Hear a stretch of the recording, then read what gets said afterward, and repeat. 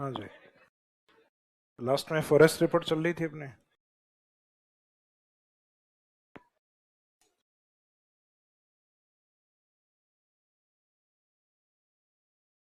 जिसमें राजस्थान में एक तो हाईएस्ट या मैक्सिमम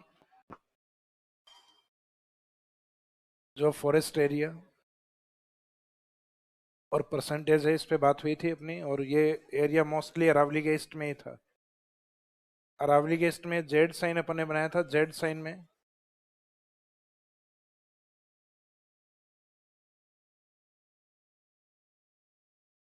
मुख्यतः राजस्थान का एक तो अरावली के उदयपुर डिस्ट्रिक्ट, इस साइड में अलवर, सदन की तरफ इस साइड में प्रतापगढ़, और इस साइड में लिया था चित्तौड़। और परसेंटेज में हमने बात की थी यूपीएससी। फॉरेस्ट हाईएस्ट है उदयपुर में, प्रतापगढ़ में, देन सिरोही, और इस सी का मीनिंग लिया था अपन ने करौली से। जिसमें ये दो जिले ऐसे थे जिसमें फॉरेस्ट परसेंटेज मोर देन 20%, 20 से भी अधिक था। उदयपुर में लगभग 23% और प्रतापगढ़ में 22% के आसपास। यानी एक 23.60 था और एक 22.48। उसके बाद में राजस्थान में मिनिमम फॉरेस्ट एरिया जो है वो राजस्थान के नॉर्थ में था, जिसमें हमने यहाँ चूरू, हनुमानगढ़ और यहाँ बीकानेर की जगह शब्द क्या यूज किया था, जोधपुर, देन श्री गंगानगर। तो राजस्थानी नॉर्थ वाले डिस्ट्रिक्ट हैं, इनमें फॉरेस्ट परसेंटेज के अकॉर्डिंग सबसे कम है।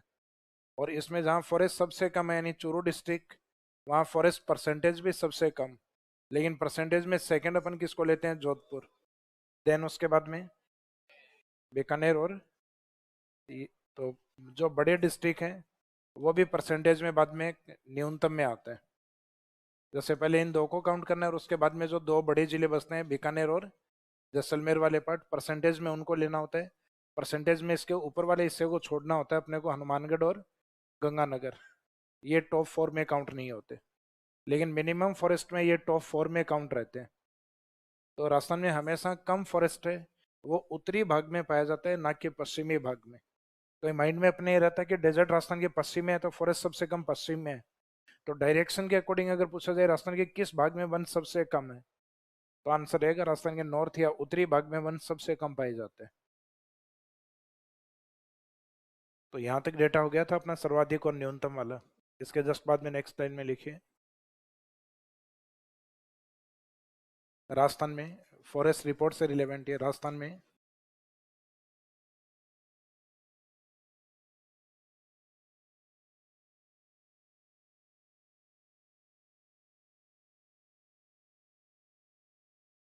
सर्वाधिक वन बढ़ोतरी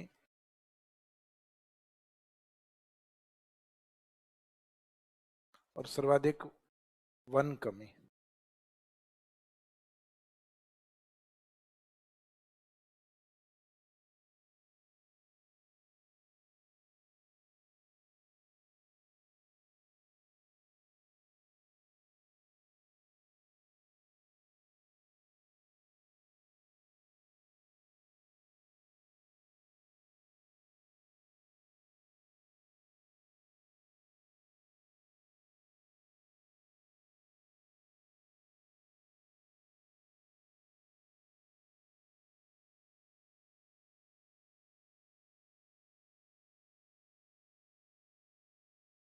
इन Rajasthan state highest forest growth और एक तरफ हाईएस्ट फॉरेस्ट रेड्यूस।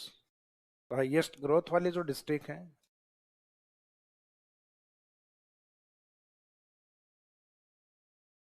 उसमें मोस्टली अपने अरावली के पश्चिम वाले जो भाग हैं इनमें ग्रोथ होने की पॉसिबिलिटीज ज़्यादा है। कहीं पश्चिम वाले जो जिले हैं वो लगभग 0 पॉइंट पे चल रहे होते हैं। तो इनमें एक तो राजस्थान में सीकर में वनों में बढ़ोतरी इस बार सर्वाधिक देखी गई है। देन बाड़मेर, और उसके बाद में एक डिस्ट्रिक्ट अरावली में से भी काउंट हो रहा है, अलवर। तो ग्रोथ में मोस्टली आपको राजस्थान के पश्चिमी जिले ज़्यादा मिलते हैं, क्योंकि पश्चिमी जिलों में वन बहुत कम है। तो कम है तो उसमें और कम क्या हो सकता है, इसका मीनिंग वहाँ ग्रोथ की पॉसिबिलिटी ज़्यादा होती है। जैसे जनरली उन कंट्रीज की जीडीपी सबसे ज़्यादा बढ़ती है जो विकासशील राष्ट्र हैं। जो बिल्कुल टॉप पे विकसित राष्ट्र हैं उनके जीडीपी ग्रोथ कम रहती है। क्यों? क्योंकि उन्होंने हाईएस्ट डेवलपमेंट कर चुके हैं वो। तो राजस्थान के अरावली के ईस्ट वाले जो फॉरेस्ट हैं ईस्ट वाले जो जिले हैं उनमें लगभग फॉरेस्ट ठीक ठाक हैं जितने होने चाहिए। तो पूर्वी राजस्थान के अंदर जनरली आपको कमी ज़्यादा दिखाई देगी, जबकि पश्चिमी राजस्थान वाले जो डिस्ट्रिक्ट हैं उनमें बढ़ोतरी हर बार लगभग अपने, अगर 4 या 5 बढ़ोतरी वाले प्रमुख जिले हैं तो उन 4 या 5 में से 3 से 4 डिस्ट्रिक्ट आपको अरावली के पश्चिम में मिलेंगे। एक आधा जिला हो सकता है बीच में अरावली का भी है, जैसे अलवर आ रहा है नंबर 3 पे। तो हाईएस्ट ग्रोथ के अंदर जो 3 डिस्ट्रिक्ट अगर हम देखें तो उसमें नंबर 1 है सीकर, देन नंबर 2 है अपना बाड़मेर का पार्ट, और उसके बाद में नंबर 3 पे अलवर, और इसमें सर्वाधिक कमी वाले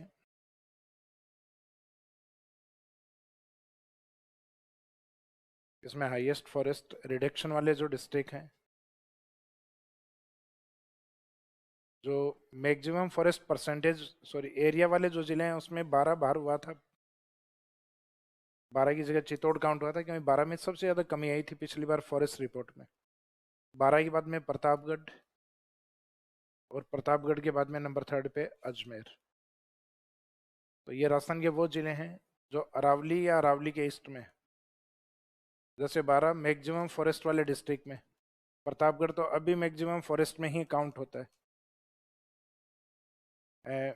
उदयपुर और अलवर के बाद में तीसरा मैक्सिमम फॉरेस्ट वाला एरिया प्रतापगढ़, और एक अरावली का जिला अजमेर, यानी यहाँ से और ये वाला 12 से अगर हम एक इस तरीके से 90 डिग्री का एंगल यहाँ से प्रतापगढ़ को लेते हुए ऊपर की तरफ ले जाए तो ये मिनिमम सॉरी मैक्सिमम जो रिडक्शन यानी जहाँ सबसे ज़्यादा कमी रिकॉर्ड हुई है वो वाले डिस्ट्रिक्ट हैं 12, देन सेकंड प्रतापगढ़, उसके बाद में अजमेर। तो राजस्थान में सर्वाधिक कमी सर्वाधिक बढ़ोतरी वाला जिला रहा है सीकर इस बार, और सर्वाधिक कमी वाला रहा है 12। तो इसमें कम से कम 2-2 जिलों के नाम आपको पता होने चाहिए। क्या ये एसएफआर रिपोर्ट 2023 में सबसे ज्यादा ग्रोथ कौन से जिलों ने की है? सीकर और बाड़मेर। और सबसे ज्यादा कमी किस क्षेत्र में हुई है? तो इन जिलों में कमी रिकॉर्ड हुई। तो यहाँ सर्वाधिक वनों की बात नहीं कर रहे अपन, ये देख रहे हैं 2 साल में ग्रोथ सबसे ज्यादा करने वाला जिला, तो उसमें इस बार रिकॉर्ड में सीकर आगे रहा है। हालांकि ऑल ओवर सबसे ज्यादा फॉरेस्ट है ग्रोथ के बाद, जिसका टोटल मैक्सिमम आता है वो उदयपुर है। वो सिंपल क्वेश्चन होता है राजस्थान में मैक्सिमम फॉरेस्ट किस जिले में, तो मैक्सिमम फॉरेस्ट उदयपुर डिस्ट्रिक्ट में। जबकि 2 साल में ग्रोथ करने वाला सबसे आगे कौन रहा है? सीकर। और जो टोटल ग्रोथ है डिस्ट्रिक्ट है, तो जैसा कि आपको बताया था रिपोर्ट 33 जिलों की है ये। तो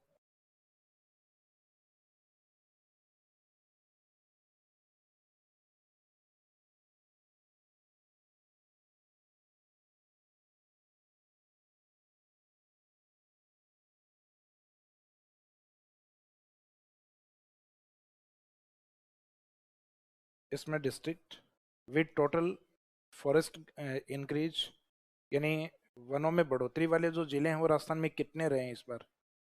तो हाईएस्ट जो बढ़ोतरी रही है वो तो रही है इन 2-3 प्रमुख जिले हैं, बाकी टोटल ऐसे 12 जिले रहे हैं, टोटल 12 डिस्ट्रिक्ट हैं। और ऐसे ही अगर हम देखें टोटल फॉरेस्ट डिक्रीज, सर्वाधिक कमी वाले जो वन हैं,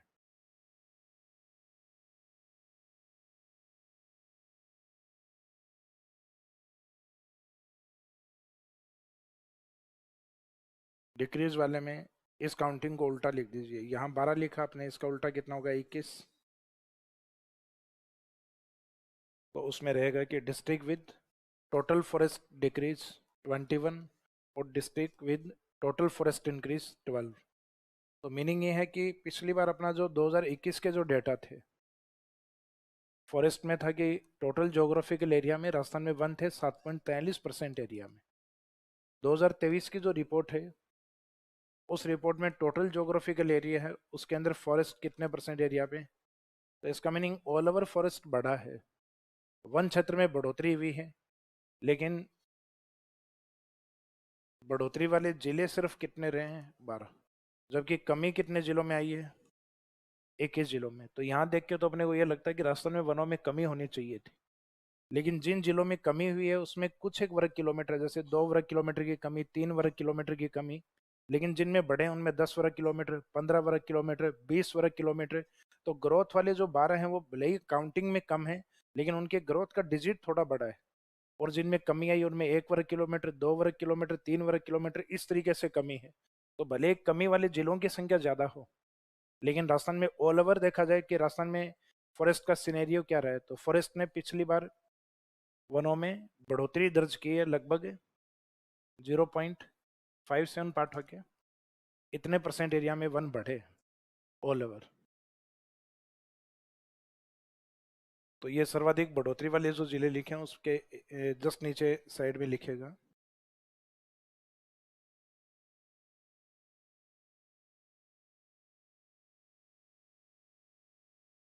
वनों में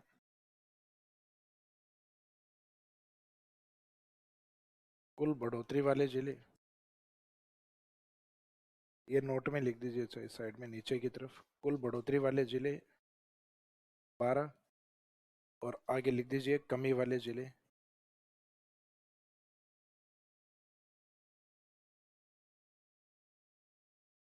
कमी वाले जिले 21। तो district with total forest increase और district with total forest decrease.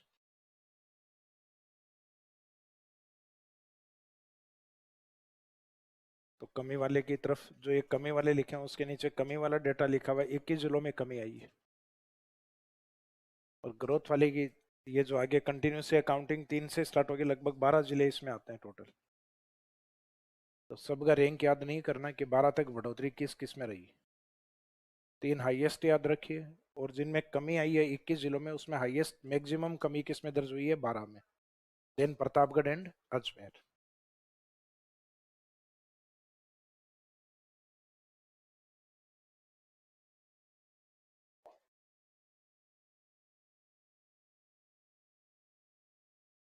इसके बाद में है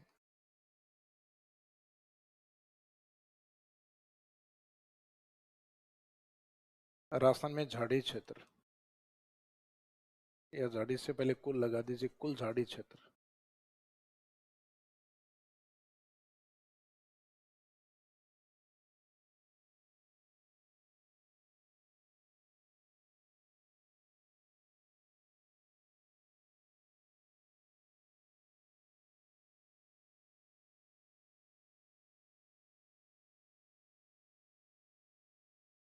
राजस्थान में कुल झाड़ी क्षेत्र परसेंटेज के अकॉर्डिंग है लगभग 1.60।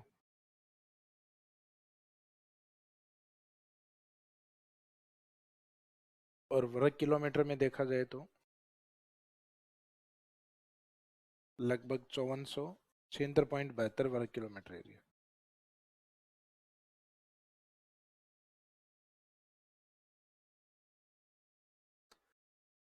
तो इसमें भी वर्ग किलोमीटर वाला डेटा आप एग्जाम में बैठ के निकाल सकते हैं कि राजस्थान का जो टोटल एरिया है उसमें से 1.6% एरिया में झाड़ी आती है। तो इसका मीनिंग ये हुआ कि जो 3,42,239 वर्ग किलोमीटर है उसका 1% कितना होगा, लगभग 3422। तो लगभग 1.5% से थोड़ा ज़्यादा है। तो 3422 को मल्टीपल 1.6 करना होता है। तो इसका जो डेटा आएगा वो अप्रोक्सीमेट जो उधर लिखा हुआ है वो है। तो इसका मैंने इस 1% से इस वाले डेटा को 1.6 से मल्टीपल करोगे तो इसका एरिया आ जाएगा। और राजस्थान में सबसे ज्यादा जो झाड़ी वाला क्षेत्र है वो कौन सा जिला, पाली डिस्ट्रिक्ट। कौन सा एरिया है, पाली। क्यों, पाली डेजर्ट डिस्ट्रिक्ट होते हुए उसके नजदीक है वो नदियां काफी ज्यादा है। लूनी बेसिन, जवाई नदी है, और एक जो नदी करवाई थी मैंने आपको, बांडी रिवर। बांडी रिवर है, या लूनी की अधिकांश सहायक नदियां वो कहाँ से ओरिजिनेट होती हैं, पाली से। तो उस क्षेत्र में श्रब जो वेजिटेशन है वो मिलने की पॉसिबिलिटी ज़्यादा होगी, जो डेजर्ट की तरफ भी हो और मुख्यतः नदियों का एरिया भी हो। तो ऐसा पाली डिस्ट्रिक्ट है। तो पाली डिस्ट्रिक्ट है वो इसके अंदर झाड़ी क्षेत्र में काफ़ी आगे। सेकंड नंबर पे अपना अरावली का एक डिस्ट्रिक्ट आता है अलवर। देन नंबर थर्ड पे आता है जयपुर। झाड़ी शब्द के सुन के अपने को लगता है शायद जैसलमेर में सबसे ज़्यादा होंगे। तो झाड़ियों की काउंटिंग में सबसे आगे पाली डिस्ट्रिक्ट। तो इस बार ये श्रब या झाड़ी वाले डेटा अलग से दिए हुए हैं। तो इसमें यह याद रखना, राजस्थान टोटल ज्योग्राफिकल एरिया में भौगोलिक क्षेत्र में इनका योगदान लगभग है 1.6% एरिया में। परसेंटेज ज़्यादा इंपॉर्टेंट है इसमें। फिर इसी में नेक्स्ट लाइन में लिखो राजस्थान में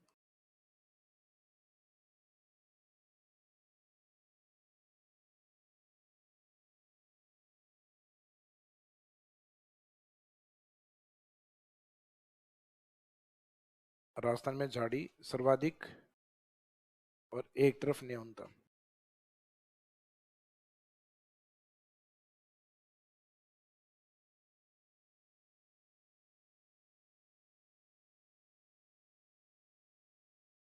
तो इसमें सिर्फ in Rajasthan state maximum and minimum.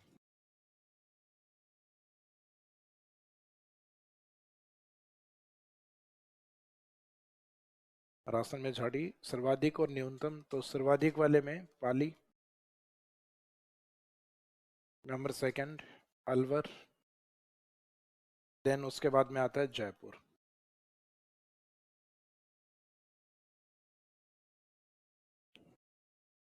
Forest area में और इनमें बहुत ज्यादा सिर्फ डेटा में फैक्ट में थोड़ा बहुत बदलाव आ सकता है, बाकी जिले लगभग ऐसे ही रहते हैं।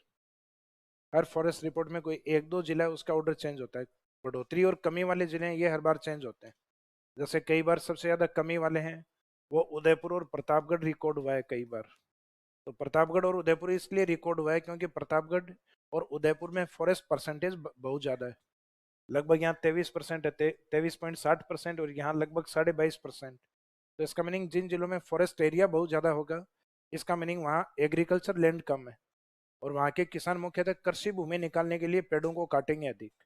तो राजस्थान में सबसे ज्यादा अग्नि घटनाएं जो है फॉरेस्ट एरिया में वो उदयपुर में और प्रतापगढ़ में सबसे ज्यादा रिकॉर्ड की जाती है, क्योंकि यहाँ पे कर्तन और दहन कृषि यानी स्लेश एंड बर्न एग्रीकल्चर है, उनका सबसे ज्यादा प्रचलन इस एरिया में होता है उदयपुर और प्रतापगढ़ के अंदर। तो इस कारण कमी जनरली इन जिलों में भी आती है। तो ये जनरली प्रतापगढ़ टॉप 3 में हर बार रहता है कमी वाले में। तो इस बार भी ये 12 के बाद नंबर सेकंड में मेन सबसे ज्यादा कमी वाले जिलों में है। हालांकि इस बार इससे भी आगे रिकॉर्ड में कौन चला गया, 12 डिस्ट्रिक्ट।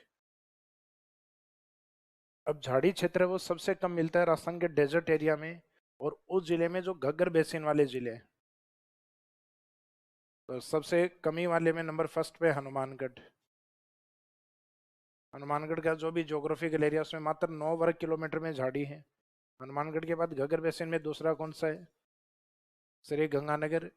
फिर बीकानेर संभाग, तो बीकानेर तो संभाग है उसका एक जिला बीकानेर तो है ही है, उसके अलावा एक जिला और बचा हुआ है चोरू। तो बीकानेर संभाग मुख्यालय को छोड़ के बाकी सब जिलों के नाम लिख देने कि झाड़ियां राजस्थान में सबसे ज्यादा है वो, सॉरी सबसे कम है हनुमानगढ़ में, देन गंगानगर में, फिर इसी के नीचे एक डिस्ट्रिक्ट आता है चोरू। तो मिनिमम हनुमानगढ़, देन गंगानगर, उसके बाद चोरू। तो राजस्थान का उत्तरी जो बीकानेर संभाग है उसमें संभाग मुख्यालय का नाम छोड़ के बाकी तीनों के नाम लिख देना, हनुमानगढ़, गंगानगर एंड चोरू। तो राजस्थान में झाड़ी में डेजर्ट जिला ही आगे है और डेजर्ट जिले ही पीछे हैं, क्योंकि सबसे आगे है वो डेजर्ट जिला है पाली, मरुस्थलीय जिलों में आता है। और सबसे अधिक कमी वाला या न्यूनतम वाला भी जिला ये भी डेजर्ट डिस्ट्रिक्ट की है।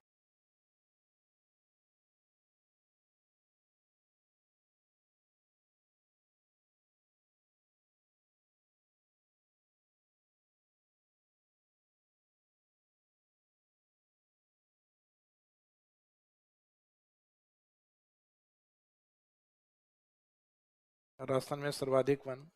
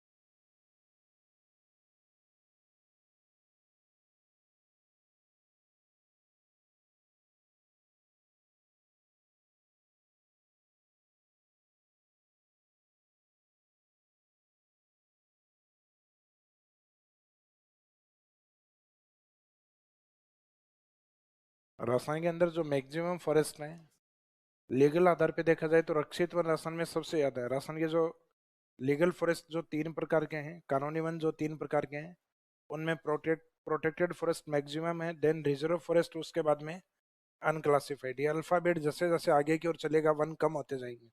ये लगभग 56%, ये लगभग 37% और ये लगभग 6.5%। जबकि भौगोलिक वनों में जो जनरल हमने 5 कैटेगरीज पढ़ी हैं, उसमें सबसे अधिक वन कौन से है? जो टोटल जोग्राफिकल वनों का 58% हिस्सा है।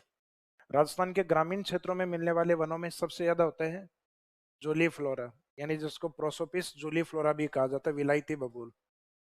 तो जूली फ्लोरा या प्रोसोपिस, इसमें ये खेजड़ी के पहले लगता है ना, प्रोसोपिस सिनेरेरिया। तो सिनेरेरिया खेजड़ी है और प्रोसोपिस जूली फ्लोरा क्या है? बबूल। तो इसको पूरा नाम प्रोसोपिस जूली फ्लोरा भी कहा जाता है।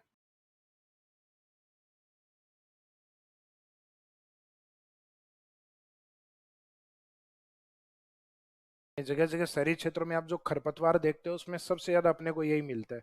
नंबर 2 पे मिलता है फिर शहरी क्षेत्रों में जो गार्डन या पार्क वगैरह, उसमें नीम अधिक लगाते हैं फिर लोग। तो नीम का प्लांट है वो भी शहरी क्षेत्रों में, वो नंबर सेकंड पे सबसे ज्यादा होता है। हालांकि मैक्सिमम वाले याद रखिएगा। राजस्थान में सर्वाधिक सर्वाधिक वन।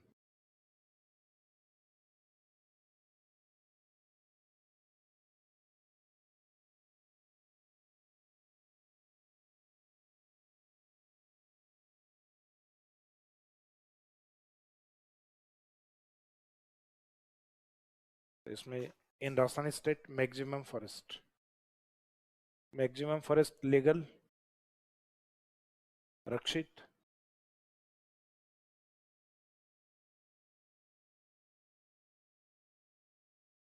यानी सब में से हमने समराइज करके लिख दिया कि कौन कौन से वन अधिक हैं। तो कानूनी आधार पे पूछा जाए, नहीं क्वेश्चन इस बेस पे और लीगल बेस पे, तो आंसर ये रहेगा। राजस्थान के भौगोलिक वनों में ज्योग्राफिकल फॉरेस्ट में पूछा जाए तो आंसर क्या रहेगा? धोक वन।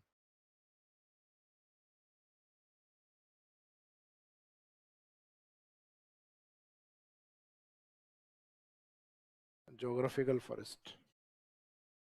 तो in Rajasthan state maximum forest geographical forest में धोक वन। ग्रामीण क्षेत्र में पूछा जाए तो बबुल या जूली फ्लोरा। लास्ट में शहरी क्षेत्र में भी आंसर सेम ही रहेगा, जूली फ्लोरा।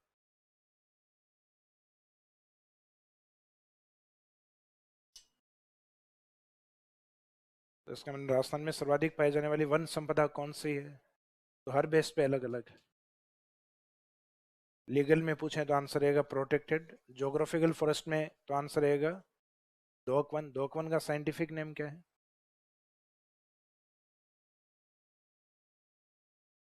एनोजेसिस पेंडुला।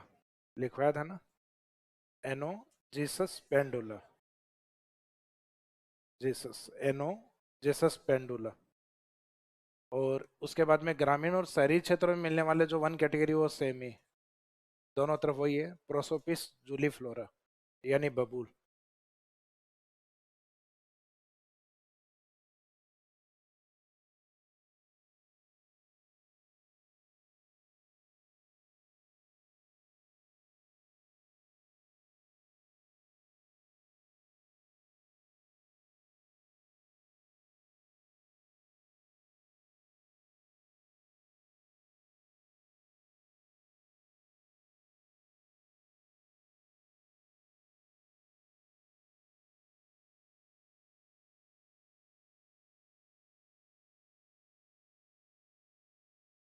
तो राजस्थान के जो टोटल फॉरेस्ट हैं, अगर उनको प्रति व्यक्ति के हिसाब से देखा जाए तो प्रति व्यक्ति के हिस्से में वन इतने आते हैं, 0.037 हेक्टेयर।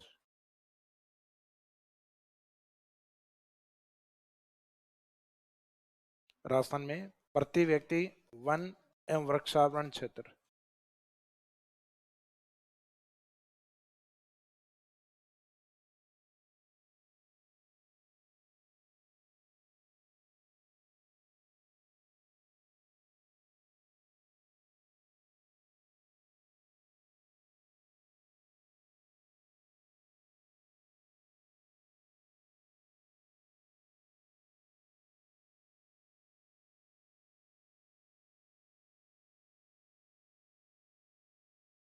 तो in Rajasthan state per capita forest and tree covered area. 0.037 hectare.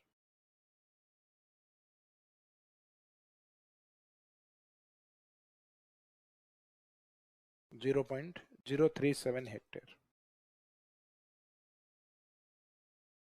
ये रिपोर्ट में आता है, आजकल पूछ लेते हैं कि प्रति व्यक्ति हिस्से में कितने वन। कौन सा? हाँ, जनगणना 2011 वाली के अकॉर्डिंग।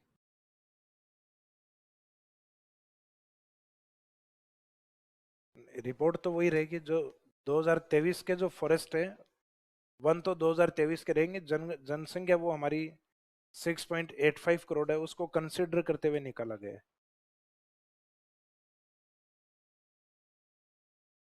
जैसे लगभग एरिया कितना था अपना, 27,389 था ना, तो वो वर्ग किलोमीटर में था, तो वर्ग किलोमीटर को हेक्टेयर में कन्वर्ट कर दो, और हेक्टेयर में कन्वर्ट करने के बाद में इस जनसंख्या का भाग दे दो, तो उसमें ये डेटा आएगा।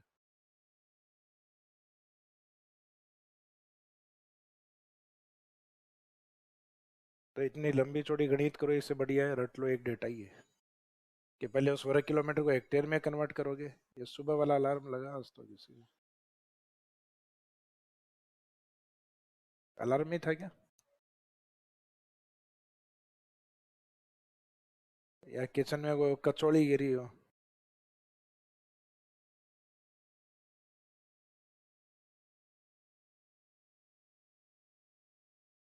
तो ये फॉरेस्ट वाला जो इम्पोर्टेंट पार्ट था, वन वाला या वेजिटेशन वाला, जिसमें हमने बात स्टार्ट की थी पॉलिसीज से। इसके बाद में नेक्स्ट पार्ट था अपना वनों का वर्गीकरण, फॉरेस्ट क्लासिफिकेशन वाला पार्ट। इसके बाद में राजस्थान में जो मेजर प्लांट एंड जो ग्रासेज कैटेगरी हैं,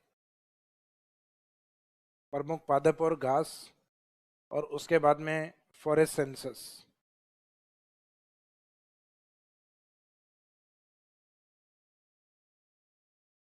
वन गणना। इसके बाद में आगे नोट्स हैं आप लोगों के पास? आगे की कुछ स्कीम्स हैं गवर्नमेंट की। स्कीम हमेशा वही पढ़नी है जो इकोनॉमिक सर्वे में हो, क्योंकि इसमें नंबर ऑफ स्कीम, इसमें क्या ज़्यादा लिखवाई हुई हैं। कारण क्योंकि मेंस में पूछ लिया जाए कि राजस्थान में वानिकी संबंधी किन्हीं 5 योजनाओं के नाम लिखो, तब अपने को काउंटिंग में ज़्यादा याद होनी चाहिए स्कीम। तो स्कीम जब भी फॉरेस्ट वाली में आप याद करें, इसका मीनिंग है एफोरेस्टेशन प्रोग्राम। तो एफोरेस्टेशन प्रोग्राम में वृक्षारोपण कार्यक्रमों में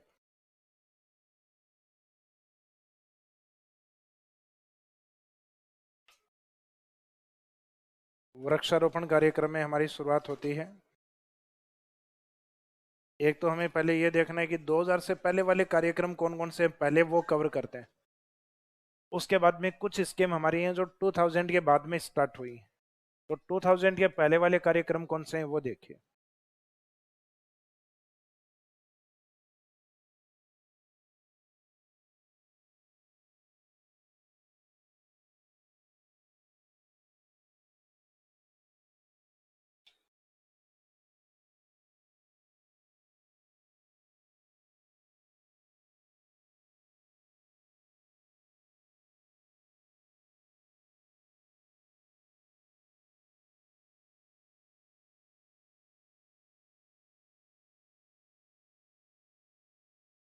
बातें नहीं करें।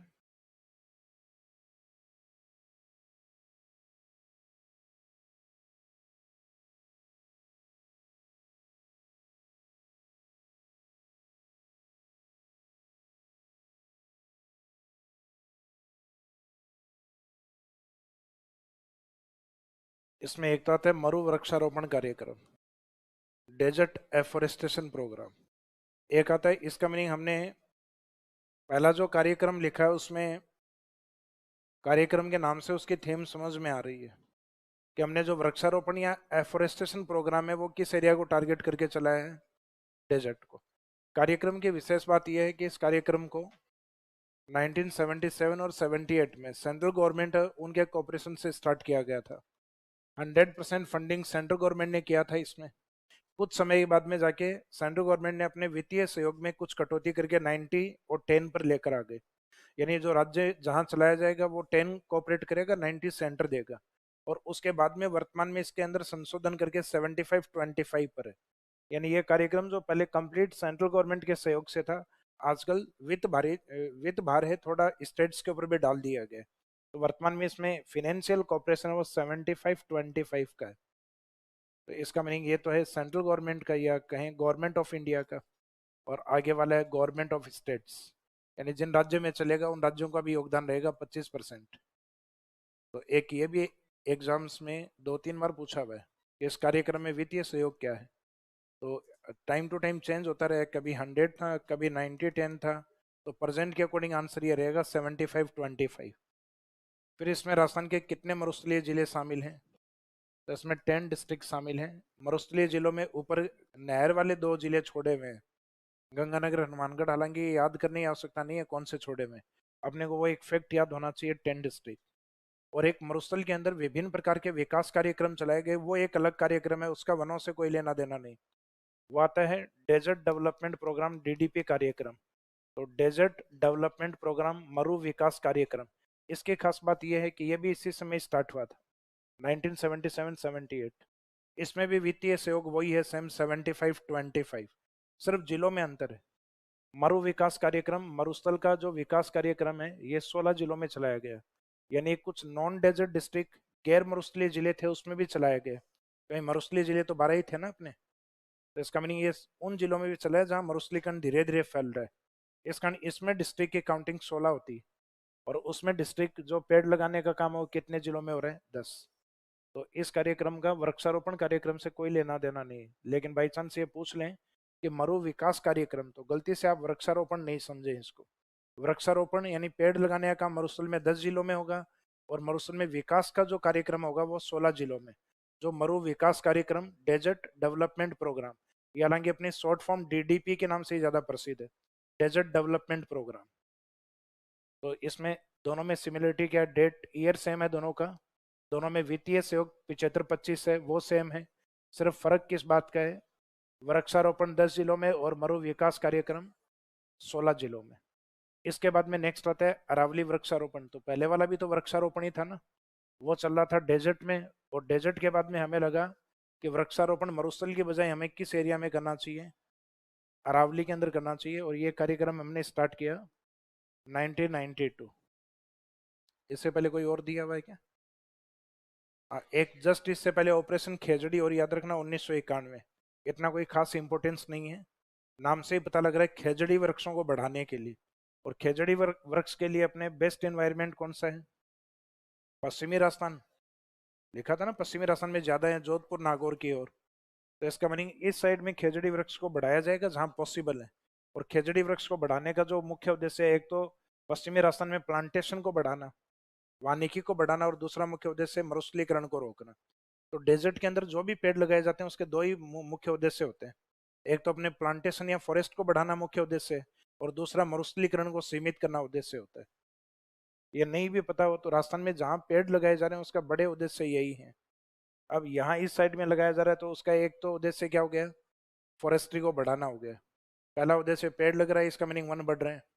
तो पहला उद्देश्य तो वही लिख दो जो किया जा रहा है, उसी के बारे में लिख दो। पेड़ लग रहे हैं तो वानिकी कार्यक्रम है। दूसरा उद्देश्य डेजर्टिफिकेशन को सीमित करना है, मरुस्थलीकरण को कम करना है या रोकना है। तो ऑपरेशन खेजड़ी में तो सिर्फ डेट ही याद रखनी है। अरावली वृक्षारोपण से जस्ट फर्स्ट ईयर में, इससे जस्ट पहले ईयर में था 1991। अरावली वाला था 1992 में।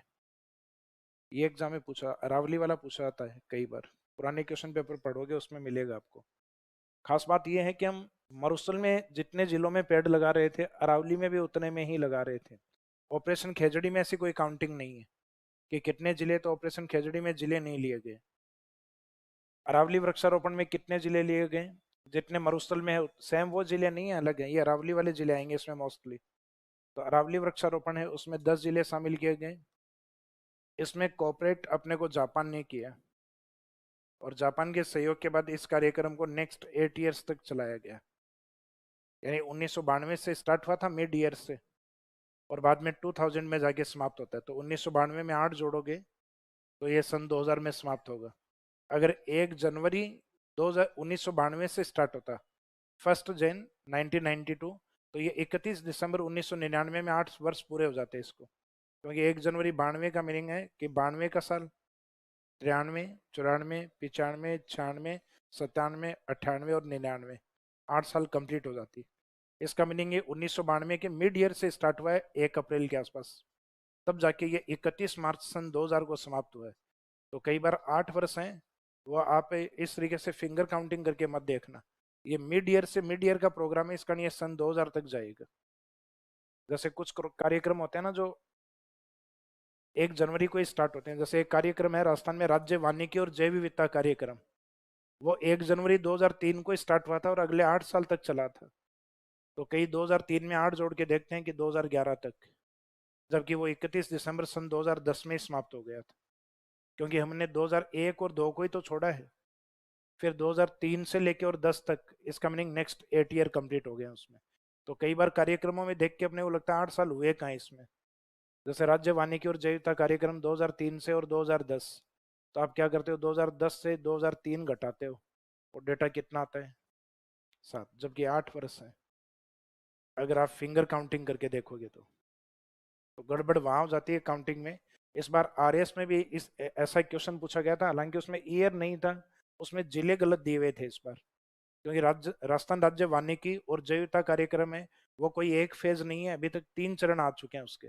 करंट में हम उसके तीसरे चरण में चल रहे हैं, जिसके बारे में पढ़ेंगे अभी आगे। तो इनके ईयर थोड़े से इंपॉर्टेंट है, ये इसमें इसमें थोड़ा ध्यान रखना। तो अरावली वृक्षारोपण कार्यक्रम किसके सहयोग से चलाया गया, जापान। कितने डिस्ट्रिक्ट शामिल हैं, जितने मरु वृक्षारोपण में है, और कितने साल का कार्यक्रम था, 8 साल का, यानी 1992 से सन 2000 तक। अरावली वृक्षारोपण में डिस्ट्रिक्ट लिखे हुए हैं क्या इसमें, जयपुर, अलवर, सीकर, झुंझुनू, नागौर। 5 तो ये हो गया ना ऊपर, जयपुर, अलवर, ये इंडस्ट्रियल डिस्ट्रिक्ट, ये तोरावटी हो गया अपना, सीकर और झुंझुनू, और उसके पास में नागौर। उसके बाद में 5 जिले और हैं नीचे की ओर, नागौर के जस्ट बाद में इधर पाली है, सिरोही है, उदयपुर, उसके जस्ट सामने है चित्तौड़, और बिल्कुल सदन की तरफ आता है बांसवाड़ा। तो ये भी लगभग पैर में याद हो जाएंगे, ये दो एक साथ याद रखना, पाली से सिरोही, उदयपुर से चित्तौड़। फिर एक सदन वाला काउंट करना है, यानी इधर प्रतापगढ़ को छोड़ देना बीच में, इधर डूंगरपुर को, और सीधा सदन डिस्ट्रिक्ट बांसवाड़ा। इसमें खास बात यह है कि अरावली का एक मुख्य जिला, मध्यवर्ती जो जिला है अजमेर, वो इसमें काउंट नहीं हो रहा है, जबकि दो ऐसे आंशिक भाग जहां अरावली है। तो जैसे नागौर है, नागौर में वैसे अरावली नहीं मानी जाती, लेकिन नागौर इस कार्यक्रम में शामिल है। पाली भी अरावली के मुख्य जिलों में नहीं है, तो सही अरावली में, ये आबू अरावली का हिस्सा ही होता है पाली, लेकिन मुख्य अरावली में नहीं, डेजर्ट डिस्ट्रिक्ट में काउंटिंग होती है पाली की। तो इसका मीनिंग है कि अरावली के पश्चिम वाले कुछ जिले जो शामिल हैं, और एक अरावली का मुख्य जिला इसमें स्किप किया हुआ है, अजमेर जैसा जिला। तो एग्जामिनर जब भी इन्होंने 3-4 बार क्वेश्चन पूछा हुआ है कि अरावली वृक्षारोपण कार्यक्रम में कौन सा जिला शामिल नहीं है, तो ये हर बार जो गलत ऑप्शन जो होता है वो अजमेर को रखते हैं। तो इसका मीनिंग अजमेर अरावली का हिस्सा होते हुए भी इस कार्यक्रम का हिस्सा नहीं है। तो ये थोड़ा सा ध्यान रखना कि अजमेर इस कार्यक्रम में शामिल नहीं है।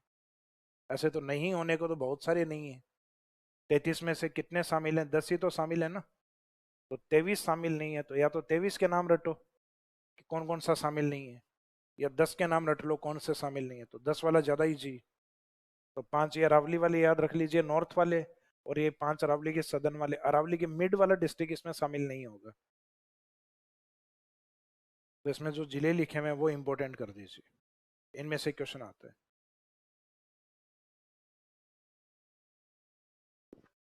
क्वेश्चंस के फॉर्मेट इसमें से फिक्स हैं, जो पूछे जाते हैं लगभग वैसे ही रिपीट होते हैं वापस। तो ये 1977-78 पेड़ कहाँ लगाए हमने, मरुस्थल में, तो मरु वृक्षारोपण। फिर 1991 में फिर मरुस्थल में लगाए ऑपरेशन खेजड़ी। फिर हमने अरावली में पेड़ लगाए 1992 में, अरावली वृक्षारोपण। फिर अरावली वृक्षारोपण कार्यक्रम जब चल रहा था तब हमें लगा कि हमें कभी मरुस्थल में कभी अरावली में ऐसे काम नहीं चलेगा, पूरे राज्य में ही लगाने पड़ेंगे।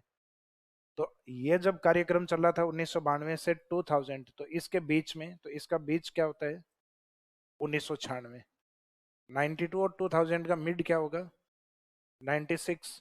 तो इसमें हमने प्लान बनाया कि हम पूरे राज्य में वानिकी कार्यक्रम चलाएंगे।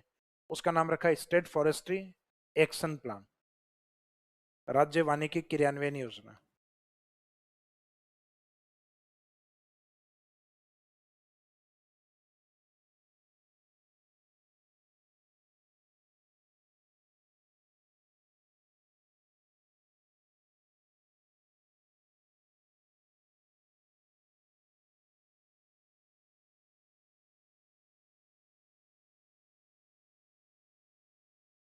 स्टेट फॉरेस्ट्री एक्शन प्लान,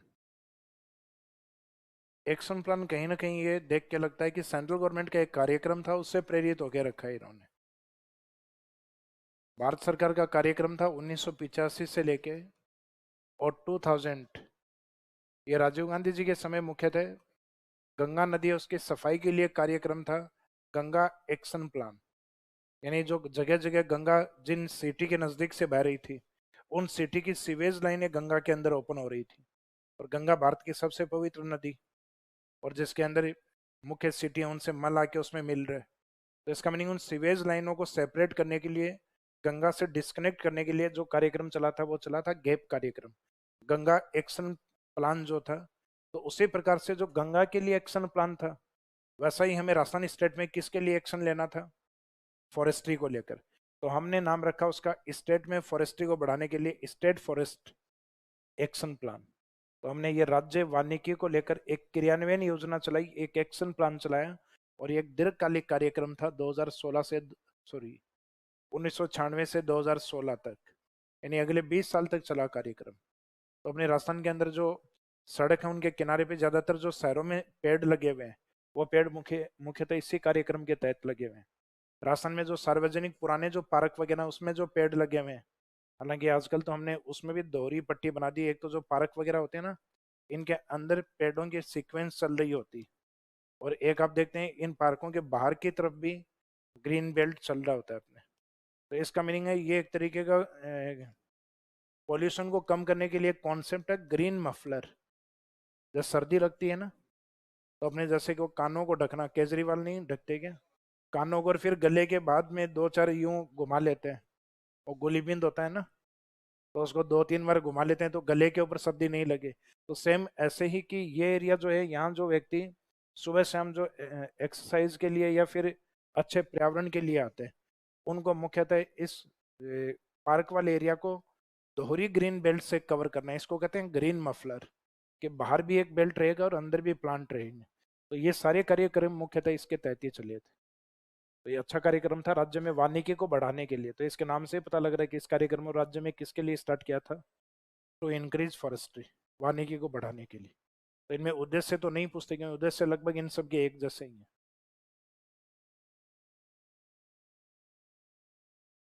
तो ये 2000 से पहले वाले चार कार्यक्रम याद रखो। 2000 के बाद जो कार्यक्रम है, उसमें 2003 वाला जो कार्यक्रम, ये कार्यक्रम जैसे हमने स्टार्ट किया, राज्य वानिकी और क्रियान्वयन योजना 1996। तो जापान ने कहा कि आप 1992 से 2000 अरावली के अंदर जापान वृक्षारोपण कार्यक्रम ये चला रहा था। तो इन्होंने कहा कि सिर्फ आप वनों को टारगेट क्यों करते हो, बायोडाइवर्सिटी जीवों को टारगेट क्यों नहीं करते साथ। तो राजा राजस्थान ने जैसी बात थी वो सारी बता दी कि मुद्दा पैसे का है, पैसे नहीं है, फंडिंग नहीं है हमारे पास। तो जापान ने कहा कि आप इस वानिकी के साथ बायोडाइवर्सिटी और लेकर आओ, फंडिंग हम करेंगे, हमारी एक एजेंसी है जीका के माध्यम से फंडिंग करवाएंगे, जापान इंटरनेशनल कोऑपरेशन एजेंसी के माध्यम से। तो इन्होंने फिर इसी कार्यक्रम का एक थोड़ा सा विस्तृत पार्ट, ये राज्य वानिकी तो चल रहा था, एक सेपरेट कार्यक्रम हमने अलग से चलाया, राज्य वानिकी एवं जैव विविधता कार्यक्रम 2003 से। तो इस कार्यक्रम के नाम में थोड़ी सी और बढ़ोतरी करनी है नेक्स्ट में 2003 में, कि हमने राज्य की वानिकी के साथ किसको ऐड कर लिया था, जैव विविधता। तो राज्य वानिकी एवं जैव विविधता कार्यक्रम।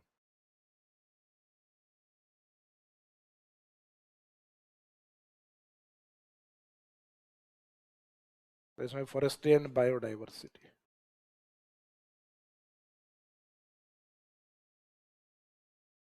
एक तो ये कब स्टार्ट हुआ ये ध्यान रखना, 2003। इसमें कॉर्पोरेट या सहयोग हमें किसने किया है? तो सहयोग इसमें जापान कर रहा है, जापान इंटरनेशनल कोऑपरेशन एजेंसी, जेका के माध्यम से। इस कार्यक्रम को अभी तक जो चलाया गया है उसमें इसके 3 प्रमुख चरण रहे हैं, जिसमें 2 तो जापान के सहयोग से चले हैं, लेकिन अब सहयोग में तीसरे में जापान नहीं आके इस बार के चरण में कौन आ गया है? इस बार फ्रेंच डेवलपमेंट एजेंसी आई है, तो फ्रांस की एक एजेंसी आई है इस बार, जिन्होंने हमें फिनेंशियल कोऑपरेट किया है। तो अब इसमें जापान, क्योंकि पहले एग्जाम में जब भी पूछा गया है तो हमेशा इसमें जापान और जेका ही रहा है। अब इसमें एक कंट्री नहीं है, स्टार्टिंग के 2 चरणों में तो जापान रहा है, और अब नया चरण जो चल रहा है उसमें इस बार कौन आ गया है? फ्रांस आ गया, यानी फ्रेंच की कंपनी आ गई इस बार। तो इसके 3 चरण हैं, उन 3 चरण में स्टार्टिंग के जो 2 हैं, स्टार्ट कब से हुआ? 2003 से। तो 3 से 10 तक जो प्रथम चरण चला है, 8 वर्ष का चरण था, और उसमें कितने जिले थे? 18। राजस्थान के 18th डिस्ट्रिक्ट में फॉरेस्ट्री को लेके और बायोडाइवर्सिटी को लेके काम किए गए। तो इसमें जापान था, जी का। नेक्स्ट द्वितीय चरण जो स्टार्ट हुआ वो कंटिन्यूस 10 से स्टार्ट नहीं होके 11 से मिड ईयर से स्टार्ट हुआ। 2011 से बाद में ये 8 सालों के लिए चलना था, तो 2011 में 8 छोड़ोगे 2019 तक। लेकिन 19 तक हम फंड को खर्च नहीं कर पाए। जापान के जिका से हमने परमिशन लिया कि हम 20 तक चलाएं इसको, तो उन्होंने हमें परमिशन दी कि 20 तक चलाइए आप। 20 में कोरोना आ गया, तो फिर हमें लगा कि हम बजट को फिर खर्च नहीं कर पाए। फिर उनसे पूछा कि कितने साल तक, तो उन्होंने कहा कि आप कितने साल तक, तो हमें लगा कि 2 साल मांगते हैं इस बार। तो फिर 20 से 22 तक, तो ये चरण 19 नहीं, ये 22 तक चला था। तो ये सेकंड वाला 8 वर्ष का नहीं होके 11 वर्ष का कार्यक्रम था, दूसरा चरण। तो पहला 8 वर्ष का, दूसरा 11 वर्ष का। तो 11 11 के पहाड़े को 2 बार बोलेंगे तो 22। तो ये 2022 तक का चरण था। इसमें 3 साल एक्सटेंड कर लिए थे हमने। तो इसमें भी वही कंट्री था, जापान। और इस बार जैसे ही दूसरा चरण ये समाप्त हुआ है, उसके बाद 2023-24 है ना इसमें। तो इस बजट ईयर से स्टार्ट हुआ है और ये चलेगा 2030-31 तक, यानी नेक्स्ट 8 ईयर।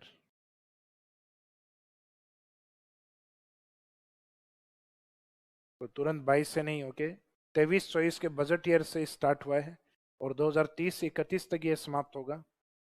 और नेक्स्ट जो लास्ट ईयर वाला, यानी जो लास्ट प्रोग्राम था दूसरा चरण, इसमें स्टार्टिंग में 18 जिले थे, नेक्स्ट में 3 कम कर दिए थे, सेकंड में 15।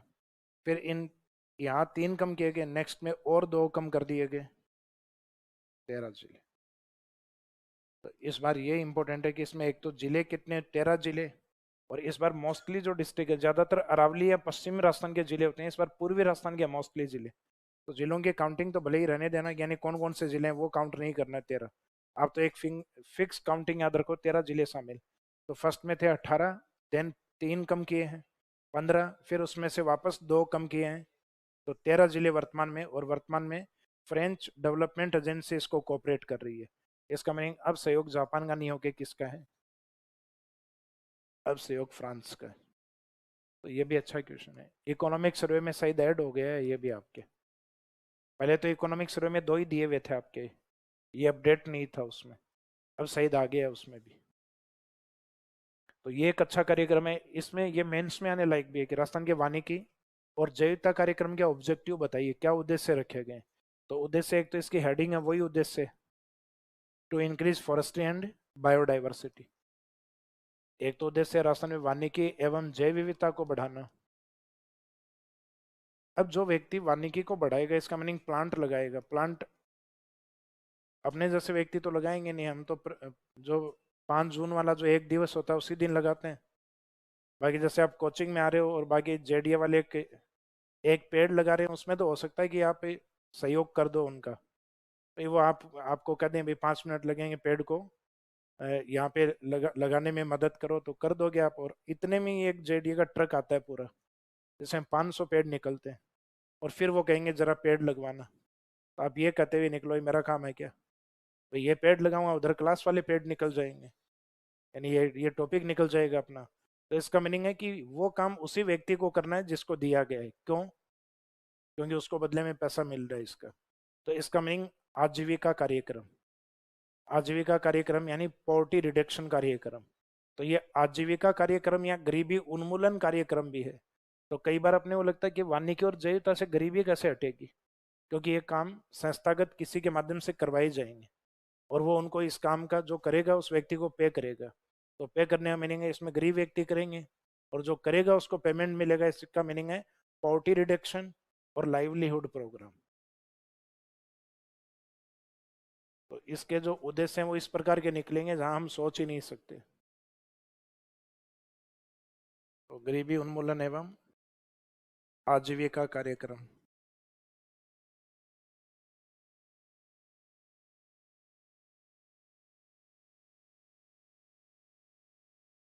Poverty reduction and livelihood programme. और इसके अलावा जहाँ पे प्लांटेशन कर दिया गया, पेड़ लगा दिया गया है, इसका मीनिंग है उस एरिया में जब भी बारिश होगी तो पानी का फ्लो बहुत तेज नहीं होगा वहाँ। पानी का फ्लो तेज क्यों नहीं होगा? क्योंकि पेड़ जो है वो बैरियर की तरह है। तो मीनिंग है कि वहां से मिट्टी का अपरदन कम रहेगा।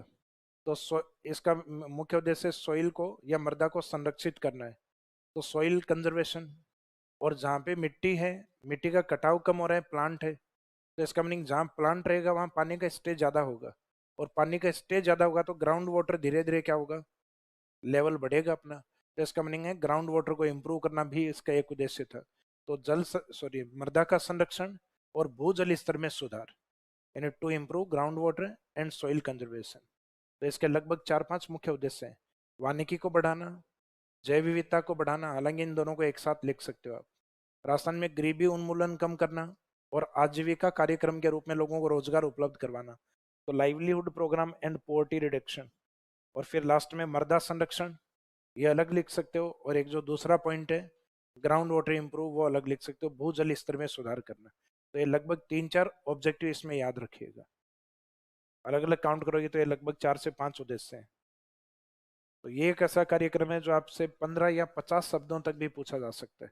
तो ये इंपॉर्टेंट कर देना मेंस के अकॉर्डिंग। राजस्थानी वानिकी और जैव विविधता कार्यक्रम। आपके इकोनॉमिक सर्वे जो बुक है ना, गवर्नमेंट जो जारी करती है, उसमें 2 ही प्रोग्राम दिए हुए हैं आपके। एक तो मेन ये दिया हुआ है और एक घर घर औषधि योजना वाला दिया हुआ है, जो अशोक गहलोत जी ने कोरोना के टाइम पीरियड में चलाया था।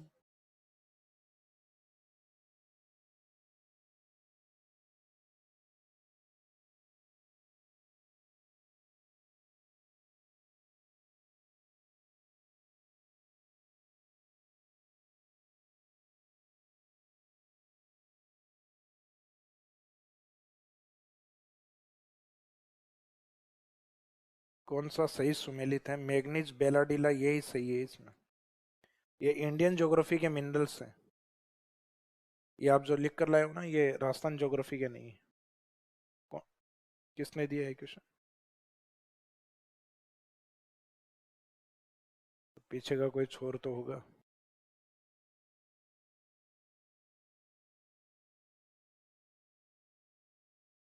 अब्रक तलचर, तलचर मैंने आपको, अच्छा अपने एनर्जी वाला टॉपिक नहीं बना, एनर्जी वाले में आएगा तलचर। तलचर कोयले के लिए प्रसिद्ध है।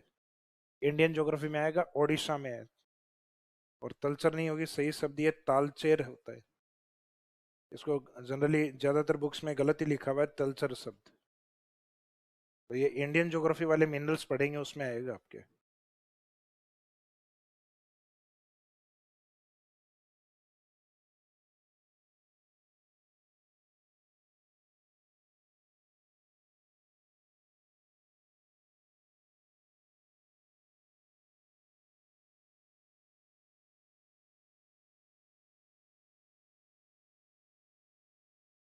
रोड साइड वाले ट्री सॉइल कंजर्वेशन में कैसे हेल्प करते हैं? रोड के साइड में जो होते हैं वो भी मिट्टी के कटाव में, मिट्टी के कटाव को रोकते हैं।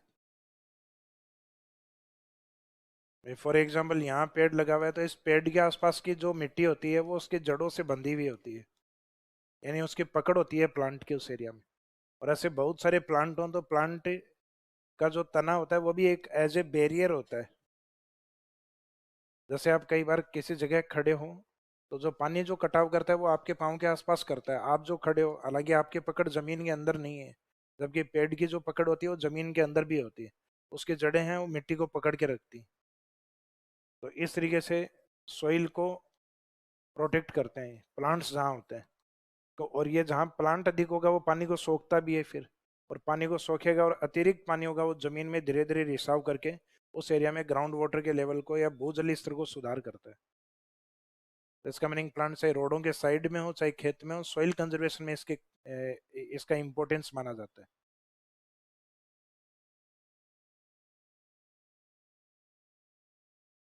तो ये 2000 के बाद वाले कार्यक्रम में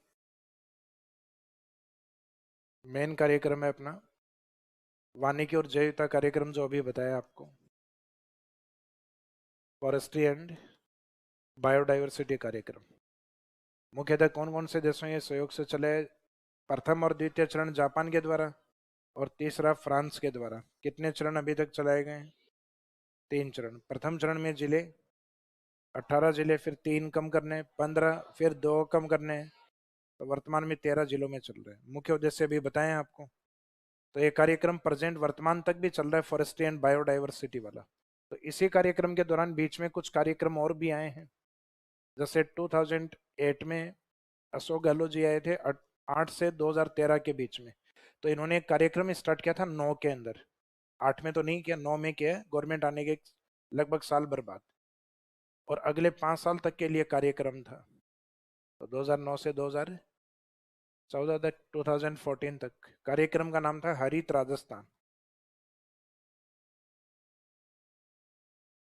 हरित राजस्थान वो कार्यक्रम था जिसके अंदर गवर्नमेंट के द्वारा जो संस्थागत है प्लांटेशन करने का लेटर सबके पास आता था। संस्थागत का मीनिंग कॉलेज है, अपना स्कूलिंग टाइम पीरियड आप लोगों का रहा है उसके अंदर, क्योंकि अपने स्कूलिंग टाइम पीरियड में 2 सब्जेक्ट हुआ करते जिनके जनरली एग्जाम लगते हुए हमने नहीं देखे, लेकिन नंबर 10 में से 10, 20 में से 20।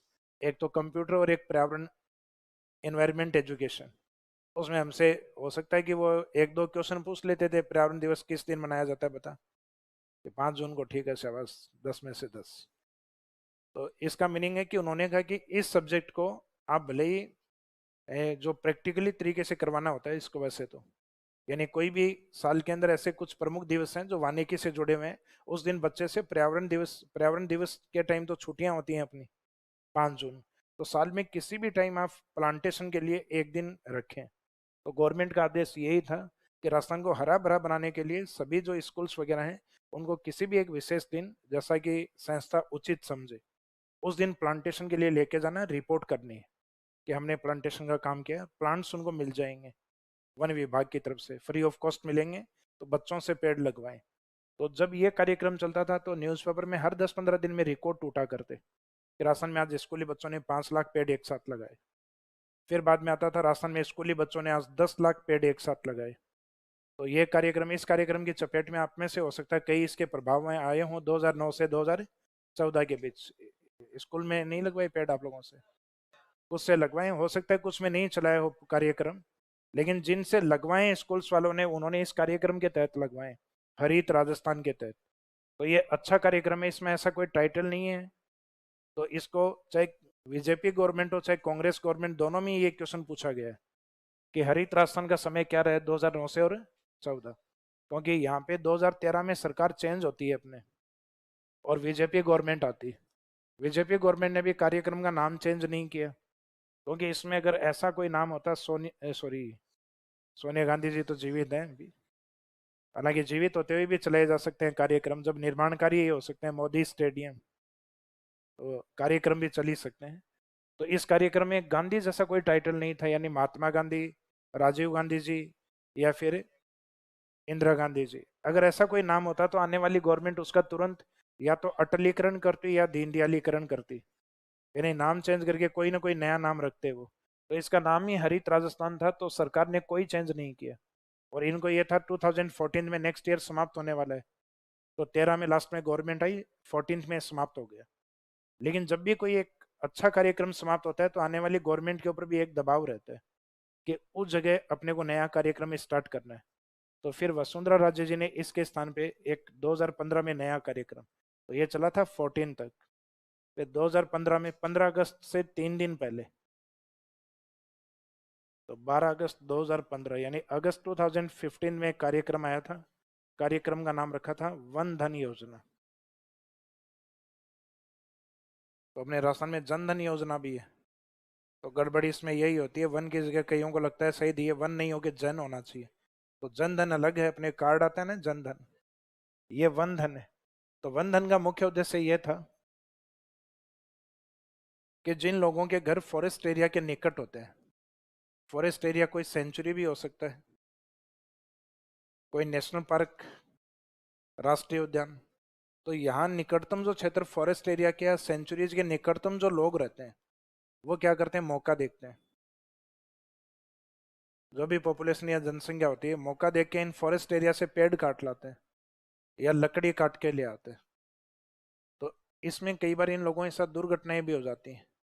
भाई यहाँ इनको पता नहीं होता कि ये टाइगर प्रोजेक्ट एरिया है, और पता होता है तो भी लोगों को लगता है कि मैं जाऊंगा तभी टाइगर थोड़ी ना आएगा, और टाइगर इंतजार कर रहा होता है। तो जो व्यक्ति जाता है कुल्हाड़ी लेकर, बाद में झाड़ियों से लोग उसके कपड़े लेकर आते हैं वापस, तो इसका मीनिंग टाइगर ने शिकार कर लिया उसका। तो इसका मीनिंग है कि लोगों को अवेयर किया गया कि आप फॉरेस्ट एरिया से लकड़ी नहीं काट के लाएं, तो इसमें आपको भी नुकसान है और फॉरेस्ट है उनका भी नुकसान है। तो फिर लोगों को अवेयर किया गया, तो इसके अंदर वन धन योजना। तो लोगों ने कहा कि हमारे जो खेत थे, हमारे जो गांव थे, वो फॉरेस्ट एरिया में कवर हो गए हैं। ये ठीक है, हमें मुआवजा दे दिया है, लेकिन यहाँ पे कभी हमारा खेत था। कई बार नहीं होते लोग जिनका खेत किसी एरिया में चला गया, गवर्नमेंट ने उसको पैसा दे दिया, लेकिन उसका खेत आगे आने वाली 3 पीढ़ियों तक यही काउंट करवाता अपना खेत इधर ही था। तो इसका मीनिंग है कि इस एरिया के अंदर जिन लोगों के खेत जाते हैं, तो उनको लगता है यहाँ हमारा ही अधिकार है अभी। जैसे रणथंभौर के आसपास वाले जो एरियाज हैं, वहाँ बहुत सारे लोगों के गांव इसमें आ चुके हैं, उनके घर आ चुके हैं, तो इसका मीनिंग मुआवजा मिल चुका है उनको। लेकिन फिर भी वो कहीं ना कहीं अपना अधिकार समझते हुए लकड़ी काट लाते हैं। तो इन लोगों को अवेयर किया गया है कि आप यहाँ से पेड़ नहीं काटें। तो लोगों ने कहा क्या करें, तो इनको एक उज्ज्वला स्कीम चलती है अपने, गैस कनेक्शन वाली। तो जो बीपीएल फैमिलीज हैं उनको फ्री ऑफ कॉस्ट कनेक्शन दिया गया इस एरिया में, पायलट प्रोजेक्ट के तहत। और फिर कहा कि लो, आप लकड़ी की जगह तो एक गैस सिलेंडर यूज करो, कनेक्शन तो फ्री में है, पहला सिलेंडर भी फ्री में है, आगे आप भरवाओगे उसके पैसे देने पड़ेंगे। हो सकता है कोई स्कीम में सस्ता हो जाए या महंगा हो जाए, हालांकि अभी गवर्नमेंट ने बीपीएल के लिए 450 ही कर रखा है। तो ये इनको गैस की व्यवस्था की गई इनके लिए, तो वनों के ऊपर डिपेंडेंसी कम हो गई। फिर इनको कहा कि आप वन काटने ही बजाय अब वन लगाइए, उसके बदले में आपको पैसा भी मिलेगा। अगर आप फॉरेस्ट एरिया के निकटतम यहाँ प्लांटेशन करते हैं, वृक्षारोपण कार्यक्रम को बढ़ावा देते हैं, तो आप उस कार्यक्रम का अगर हिस्सा या आप रोजगार लेने जाएंगे तो बदले में आपको पैसा मिलेगा। तो इसका मतलब इस कार्यक्रम का एक तो मुख्य उद्देश्य था फॉरेस्ट्री को बढ़ाना, और एक मुख्य था लोगों की जो आजीविका और गरीबी उन्मूलन कार्यक्रम। यानी वैसा ही था राज्य वानिकी और जैव विविधता जैसा कार्यक्रम था, लेकिन इसमें वो मृदा संरक्षण, भूजल स्तर, वो उद्देश्य नहीं है इसमें। तो इसमें एक तो वनों को बढ़ाना, और एक मुख्यतः व्यक्तियों की आमदनी को बढ़ाना। तो वन लगाने से बदले में उनको क्या मिलेगा, धन। तो एक तो प्लांटेशन बढ़ रहा है, वानिकी बढ़ रहा है, और एक आजीविका कार्यक्रम। तो ये कार्यक्रम वसुंधरा राजे जी के समय 2015 के अंदर कौन सा था, वन धन योजना। इस वन धन में एक शब्द और ऐड कर दो, विकास।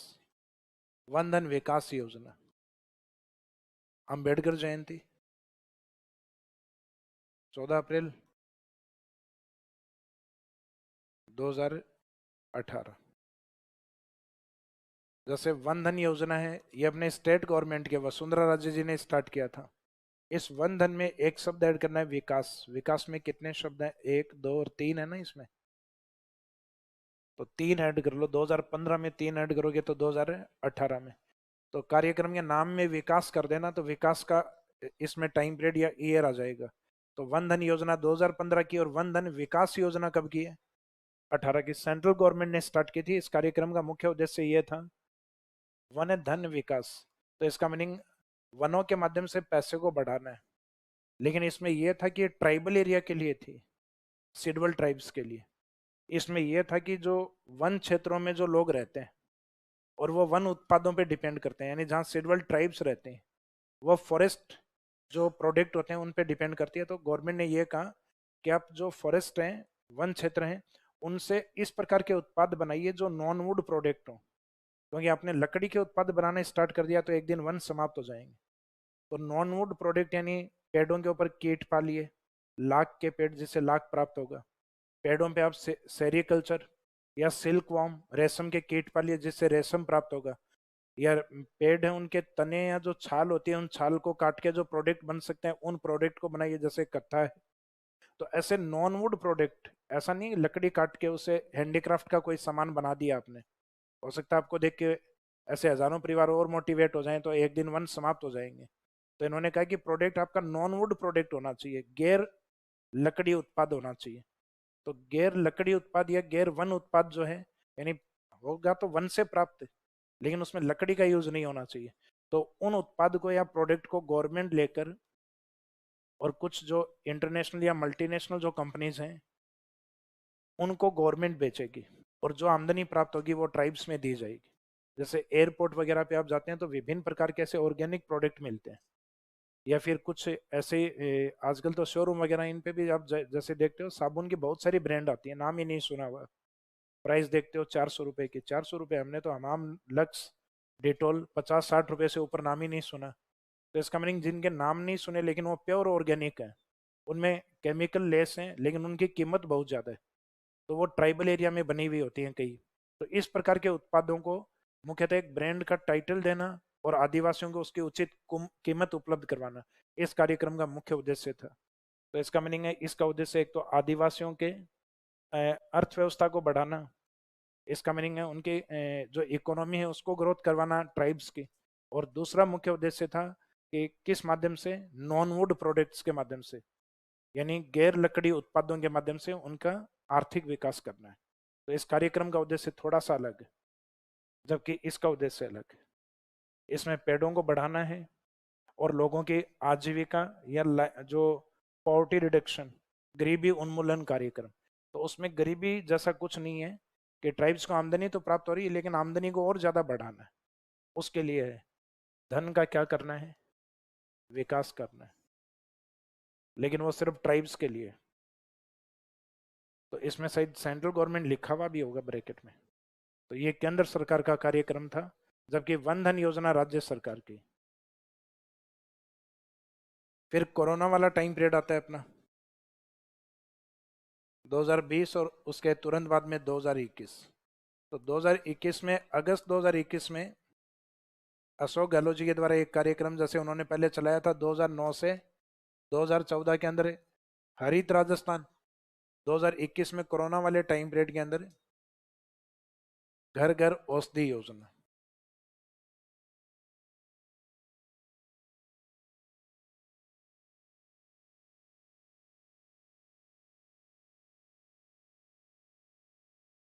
जो कि नेक्स्ट 5 इयर्स तक चलना है। तो 2021 में मिड ईयर में स्टार्ट हुआ है ना, अगस्त में हुआ है, तो 5 जोड़ लो कब तक, 2026, नेक्स्ट ईयर तक चलेगा ये। 2026 में लगभग अगस्त के आसपास, लगभग साल भर और बचा है इसमें।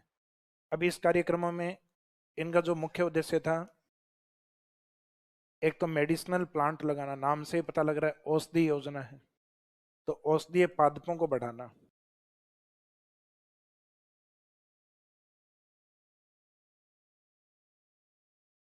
इसका meaning to increase medicinal plants.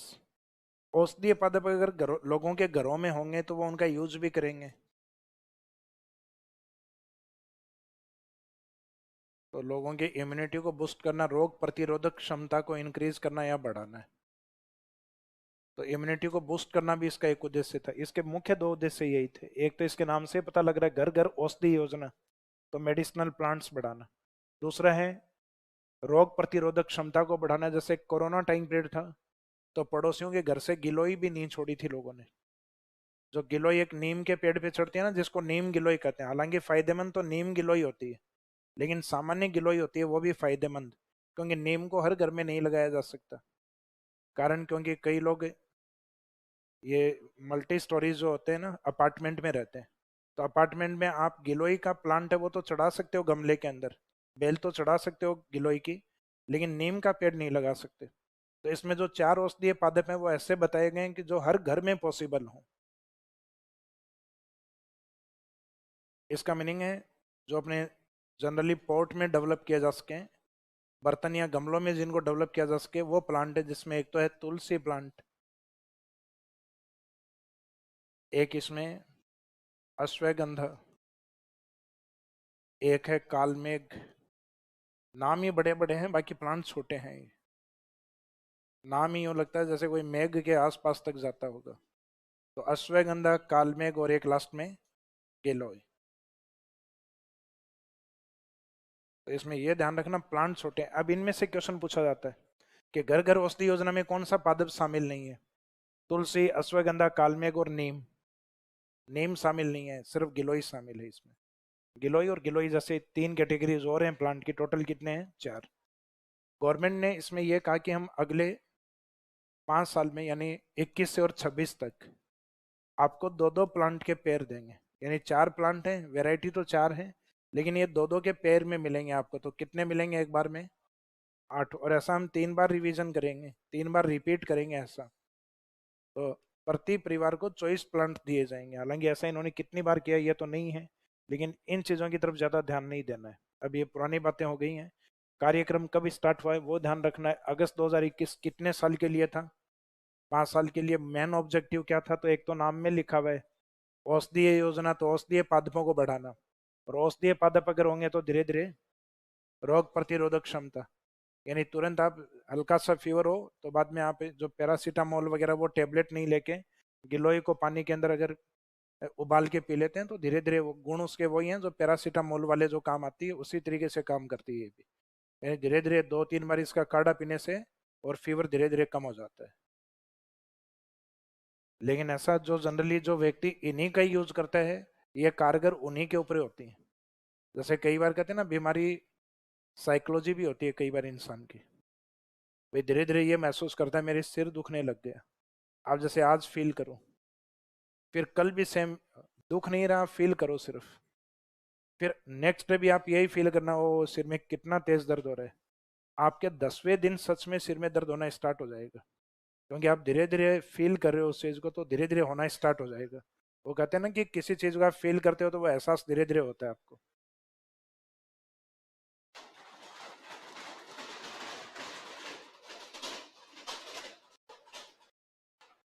तुम गलत पकड़े हो, तुम्हारा मेरे को समझ में आ रहा है क्या फील कर रहे हो। और वो जरा कम किया करो तुम लोग।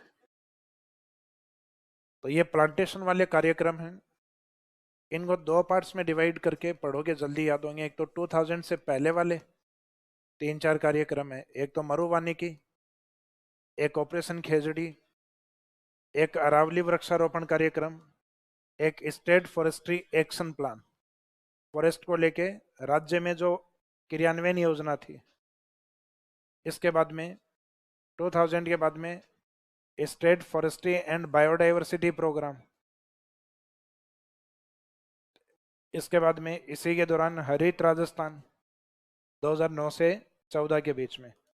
उसके बाद में ये जैसे समाप्त हुआ तो वन धन योजना 2015, और वन धन में विकास ऐड कर दोगे तो 3 साल बाद 3 ऐड हो गया ना ये 2018, ये सेंट्रल गवर्नमेंट का। और फिर कोरोना वाले टाइम पीरियड में घर घर औषधि 2021 से और 2026, और 2022 सॉरी 2023-24 के अंदर, तो इसके अंदर पिछली बार एक पेड़ माँ के नाम, ये एक पहल स्टार्ट की थी मुख्यमंत्री जी ने। तो इस प्रकार के जो छोटे मोटे कार्यक्रम कभी कभार जो स्टार्ट होते हैं ना अपने, वो शायद हरियाली माउस को स्टार्ट हुआ था ना पिछली बार, ये इकोनॉमिक सर्वे वगैरह उसमें बताए जाएंगे आपको। तो उसके अंदर कोई एक आधा अगर सरकार के द्वारा ऐसा कोई कार्यक्रम या कोई विशेष दिन जो प्लांटेशन को समर्पित किया जाता है, तो उस एक आधे दिवस को आप इकोनॉमिक सर्वे में आपके कुछ ऐसे प्रोग्राम दिए हुए रहते हैं, तो उनको आप वहां से याद रखा करो। तो करंट के ऐसे लगभग आपको 10-15 कार्यक्रम, तो इनमें 5 कार्यक्रम कभी भी मेंस में हो सकता है लिखवाए जाए, या मैं जो प्रीलिम्स एग्जाम में इफेक्ट में आ सकते हैं आपके। तो ये जो जहां लिखा ना वानिकी कार्यक्रम, उसके आगे ब्रैकेट में लिख देना 50 वर्ड्स, राज्य में वानिकी कार्यक्रम 50 शब्द। 50 वर्ड्स में लिख देना, 50 वर्ड्स एनी 5, कोई भी 5। तो मेंस के अकॉर्डिंग ही आपको याद होना चाहिए। प्रीलिम्स में वही पढ़ना जो इकोनॉमिक सर्वे में दिए हुए हों। तो सर्वे में मेरे हिसाब से एक तो औषधि प्रोग्राम दिया हुआ है शायद आपके, एक राज्य वानिकी और जैविकता स्टेट फॉरेस्ट्री एंड बायोडाइवर्सिटी ये वाला दिया हुआ है, state forestry and biodiversity programme, Japan Japan और फ्रांस वाला। और एक ये एक पेड़ माँ के नाम वाली जो पहले, ये शायद ये भी मेंशन होगा उसमें। आ गया कि वानिकी वाला कार्यक्रम ये। इसके बाद में नेक्स्ट पॉइंट, वानिकी कार्यक्रम के बाद नेक्स्ट कौन सा है?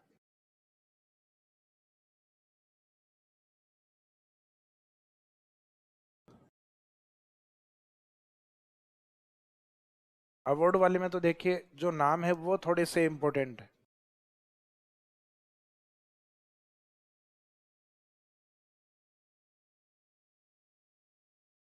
बातें नहीं करें, एक बार बुक में भी नहीं देखें, यहाँ समझ लीजिए एक बार।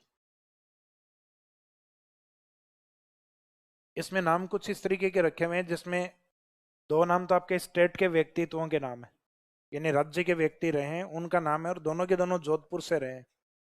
अमृता देवी बिश्नोई और एक कैलाश सांखला जी। एक व्यक्तित्व का महत्व प्लांटेशन या वृक्षों को बचाने में रहा है। कैलाश सांखला जी का जो संबंध है वो वाइल्ड लाइफ को लेकर रहा है, वन्य जीवों को, विशेष करके टाइगर को लेकर। तो इसका मीनिंग दो तो राज्य के व्यक्तित्वों के नाम से अपने अवार्ड दिए जाते हैं। दो सेंट्रल गवर्नमेंट और कंटिन्यूस पीएम रहे हुए, इंदिरा गांधी जी और उनके बाद में राजीव गांधी। तो इसका मीनिंग इंदिरा गांधी जी के नाम से भी एक कार्यक्रम है और उसके बाद एक राजीव गांधी जी के नाम से भी कार्यक्रम। तो इसका मीनिंग इन चार नाम, ये चार जो नाम है ये ज्यादा इंपॉर्टेंट। एक फिर राजस्थान में वन पालक कार्यक्रम है, तो वन पालक का मीनिंग है वनों को पालना या डेवलप करना। और वन पालक में बहुत सारी वेराइटीज हैं पुरस्कारों की, 1,000 से लेके 5,000 तक के कई पुरस्कार दिए जाते हैं, तो उसका इतना महत्व नहीं है। बस वन पालक कार्यक्रम में इतना ही ध्यान रखना है कि वो फॉरेस्ट डिपार्टमेंट के व्यक्ति को ही मिलेगा, उसका कोई कर्मचारी हो, उसका कोई अधिकारी हो, कोई रेंजर हो, तो उनको ही वो पुरस्कार दिए जाएंगे। आप बाहर से जाके चाहिए पूरा, आपने पूरा वन तैयार कर दिया हो, लेकिन आपको वन पालक पुरस्कार नहीं मिलेगा। क्यों? क्योंकि आप फॉरेस्ट डिपार्टमेंट के अधिकारी कर्मचारी नहीं हो। तो इसका मीनिंग एक वन पालक कार्यक्रम ऐसा है, सॉरी, वन पालक पुरस्कार ऐसा है जो मुख्यतः वनों से जुड़े हुए व्यक्तित्वों को या कर्मचारियों को ही मिलेगा जो गवर्नमेंट सेक्टर में हो। यानी प्राइवेट व्यक्ति की चाहे कितने भी अप्रोच हो, चाहे उसको इंदिरा प्रियदर्शनी पुरस्कार मिल चुका हो, चाहे राजीव गांधी पुरस्कार मिल चुका हो पर्यावरण वाला, लेकिन उसको वन पालक पुरस्कार नहीं मिलेगा। कारण? क्योंकि वो फॉरेस्ट डिपार्टमेंट में नहीं है। तो ये जो इसमें 5 पुरस्कार लिखे हुए हैं, तो उसमें वन पालक का इतना इंपॉर्टेंस भी नहीं है, क्योंकि उसमें वो एक पुरस्कार नहीं हो कि उसमें बहुत सारी वेराइटीज है। कोई व्यक्ति वनों के लिए काम नहीं करके बढ़िया सा निबंध लिख दे पर्यावरण दिवस को, उसको भी मिल जाएगा वो पुरस्कार। जिसका कोई काम नहीं था, उसने क्या किया, पर्यावरण को लेके एक अच्छा सा निबंध लिखा था और वो निबंध सेलेक्ट हो गया उसका। कई कई बार लिखवाते हैं ना, स्टूडेंट से भी लिखवाते हैं।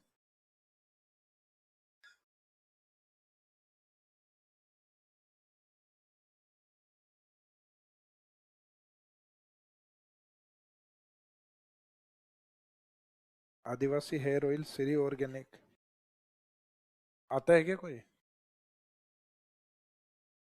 लगाया करो।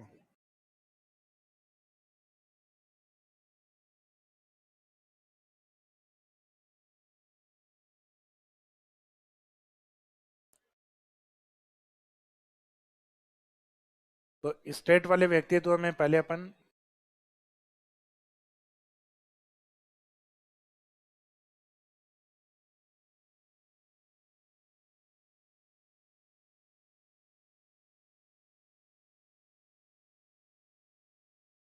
अमृता देवी बिश्नोई पुरस्कार, इस पुरस्कार को देने में गवर्नमेंट ने काफी डिले किया है। यानी जो बलिदान हमारे राजस्थान में 1730 में हो चुका था, उस पर पुरस्कार सरकार ने 1994 में जाके जारी किए। तो अमृता देवी बिश्नोई पुरस्कार कब से स्टार्ट हुआ है? 1994, बलिदान 1730 का है। फिर इसमें जो श्रेणी है कि किस किस श्रेणी में दिया जाएगा, किस कार्य के लिए दिया जाएगा, तो इसमें कहा जाता है कि दो तीन तीन सेक्टर हैं जिसमें एग्जाम्पलरी वर्क या उत्कृष्ट कार्य करने पे दिया जाता है। जैसे किसी ने राज्य के अंदर बेहतरीन वृक्षारोपण कार्यक्रम किया, यानी प्लांटेशन में जिसका बहुत अच्छा योगदान हो वृक्षारोपण में, उसको दिया जा सकता है। एक हो सकता है कि पेड़ लगाए तो नहीं हो लेकिन पेड़ों को बचाए हैं, वन संरक्षण। भाई कहीं पेड़ों की कटाई हो रही थी और उस व्यक्ति ने नहीं होने दी, कुछ जनसमूह ऐसे बना लिए, कुछ आंदोलन ऐसा छेड़ दिया कि उस विकास कार्य को रोक के मुख्यतः पर्यावरण संरक्षण को उसने बढ़ावा दिया है। तो इसका मीनिंग उसने वनों को बचा लिया, भले उसने एक ही पेड़ नहीं लगाया हो लेकिन वन संरक्षण के लिए भी दिया जाता है। तो ये एफोरेस्टेशन के लिए, फॉरेस्ट प्रोटेक्शन के लिए, और एक इन वनों में रहने वाले जो जीव हैं उनको बचाए, इसका मीनिंग है वन्य जीव संरक्षण। अमरता देवी बिश्नोई जी का जो बलिदान है वो इसके लिए हुआ था, वनों को बचाने के लिए बलिदान दिया था। तो शुरुआत में तो इसकी कैटेगरी ये हुआ करती थी वन संरक्षण, पुराने एग्जाम्स आए हुए हैं उसमें आंसर ये माना हुआ है। बाद में फॉरेस्ट डिपार्टमेंट ने तय किया कि सिर्फ वन संरक्षण ही नहीं, वृक्षारोपण और वन्य जीव तीनों कैटेगरीज में मिलेगा ये। तो इसका मीनिंग इस पुरस्कार को देने के जो स्तर हैं या इसके जो देने के कार्य क्षेत्र हैं वो कितने रहेंगे, 3 कार्य क्षेत्र में ये दिया जाएगा। प्लांटेशन यानी फॉरेस्टेशन में, वृक्षारोपण में, फॉरेस्ट प्रोटेक्शन में, और एक वाइल्ड लाइफ प्रोटेक्शन में, वन्य जीव संरक्षण में। फिर ये कहा गया कि इन 3 कार्यों के लिए मिलेगा और 3 स्तर पे जारी किया जाएगा। इसको जारी करने के 3 स्तर। तो फिर लोगों ने पूछा 3 स्तर किस तरीके से, तो इन्होंने बताया कि 2 तो मिलेगा इंडिविजुअल व्यक्तियों को, यानी एक व्यक्ति को चुना जाएगा, अगेन व्यक्ति को चुना जाएगा। तो इसका मीनिंग ये तो हो गया इंडिविजुअल बेसिस।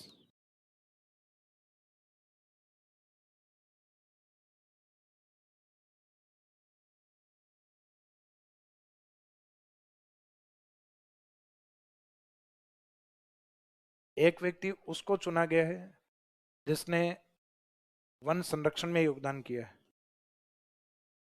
वनों को बचाने में।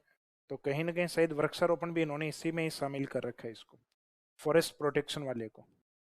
एक उस व्यक्ति को दिया जाएगा जो वन्य जीव को बचाए, वन्य जीव संरक्षण, वाइल्ड लाइफ प्रोटेक्शन। और एक स्तर इसमें संस्थागत लेवल रहेगा, यानी इंस्टीट्यूशनल लेवल, किसी इंस्टीट्यूट को ये प्रोवाइड करवाया जाएगा। तो इंस्टीट्यूट्स में एक या एक से अधिक भी हो सकते हैं, व्यक्तियों में भी एक या एक से अधिक चुना जा सकता है। तो अभी ये लास्ट ईयर जब आरएस प्रीलिम्स एग्जाम हुआ था उसके आसपास कई सालों से अभी जारी किया गया था, इसके पहले 2018 में दिया गया था, 2019 के तो सही जारी भी नहीं हुए, 2020, 21 और 22 तक के। तो इसमें अलग अलग श्रेणियों में पुरस्कार दिए हुए हैं। तो ये पुरस्कार जब भी जारी होता है तो इसमें लेटेस्ट जो भी है वो आपको ध्यान रखने हैं। जैसे इसमें व्यक्तिगत जो फॉरेस्ट या वनों से रिलेवेंट 2021 और 2022, 2022 लास्ट दिए गए। इसका मीनिंग अब 25 आ गए तो 25 में हो सकता है 23 और 24 के पुरस्कार जारी हो सकते हैं। 2026 जब आएगा तब 25 के पुरस्कार जारी हो जाएंगे। तो सेम ईयर का पुरस्कार नहीं देके लास्ट ईयर का पुरस्कार नेक्स्ट ईयर दिया जाता है। तो इसका मीनिंग अभी भी 2 पेंडिंग चल रहे हैं अपने, 2023 और 2024, तो वो 25 में दिए जा सकते हैं। और 25 में नहीं दिए जाएंगे तो हो सकता है 26 में फिर 3 साल के एक साथ दिए जाएंगे, जैसे इस बार कई सालों के एक साथ दिए गए हैं। 2018 यहाँ लिखा हुआ होगा, बीच में 19 नहीं दिया गया, 20, 21, 22 के एक साथ जारी हुए हैं। संस्थागत में तो 2018 के दिए गए हैं, उसके बाद में 2019 का स्किप करके 20 में ही दिया गया है, 19 का किसी को नहीं दिया गया। तो इसका मीनिंग हो सकता है इन्होंने 19 में आवेदन ही नहीं मांगे, इस कारण 19 के पुरस्कार जारी नहीं हुए। तो 19 के पुरस्कार किसी भी कैटेगरी में जारी नहीं हुए, किसी में थोड़ा ना लिखा हुआ 19 के, एक में है क्या व्यक्तिगत, तो वो एक ही कैटेगरी में दिए गए हैं सिर्फ। संस्थागत स्तर पे इसके या तो आवेदन नहीं आए होंगे या मांगे नहीं गए होंगे।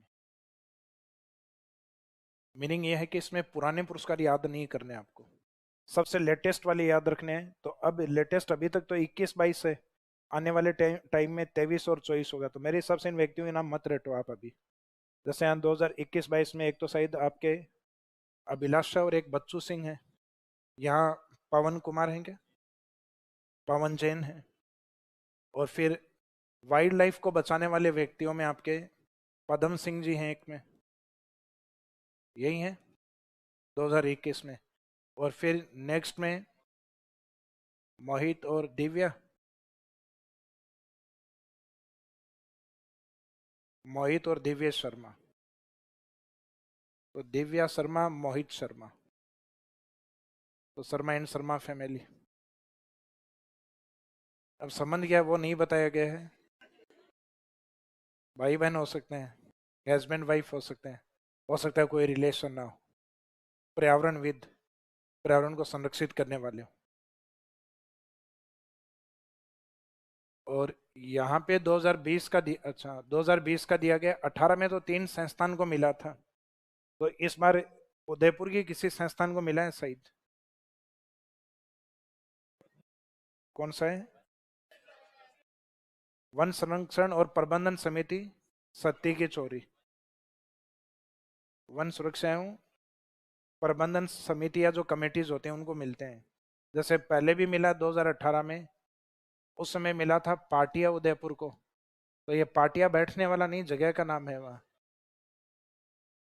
तो यहाँ सत्ती की चोरी ये भी जगह का नाम।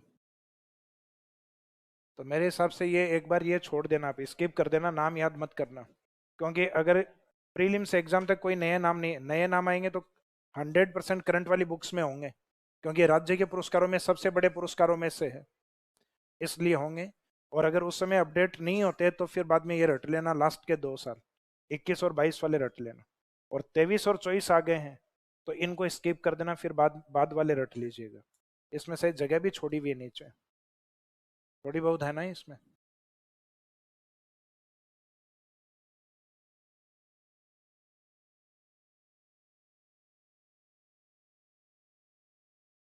इसके बाद में अमृता देवी विश्नोई पुरस्कार के बाद राज्य का दूसरा पुरस्कार कौन सा है? कैलाश सांखला।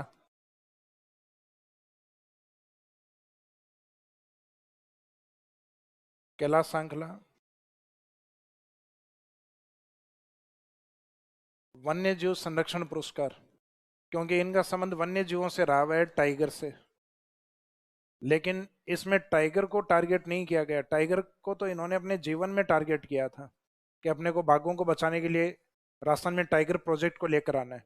जबकि इसके जो इस व्यक्तित्व या इन व्यक्तित्वों के नाम से जो पुरस्कार दिया गया है वो वाइल्ड लाइफ प्रोटेक्शन है। आप किसी भी वन्य जीव को बचाइए, पुरस्कार मिल सकता है, मिलेगा एक ही लेवल पर।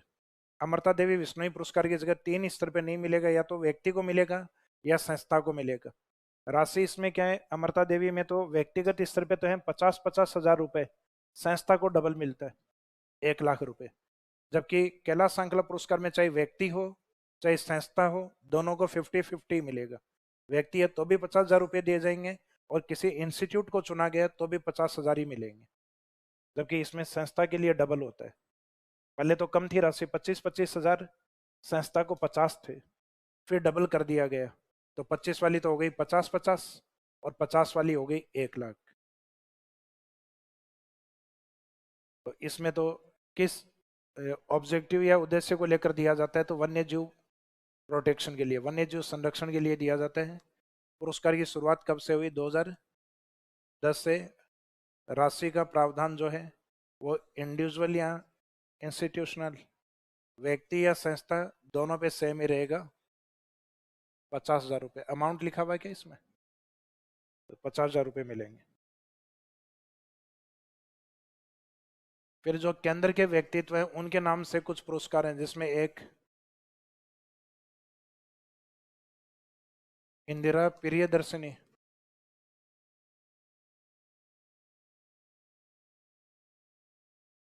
ये इंदिरा गांधी जी का पेरेंटल सरनेम है। गांधी तो शादी के बाद वाला पेरेंट जो नेम सरनेम था, ये उनका कश्मीरी पंडित वाला है प्रियदर्शनी। तो इंदिरा प्रियदर्शनी, तो इनका जो मुख्य नाम है, पेरेंटल शब्द वो ऐड है इसमें, तो यहाँ इंदिरा गांधी मत कर देना आप।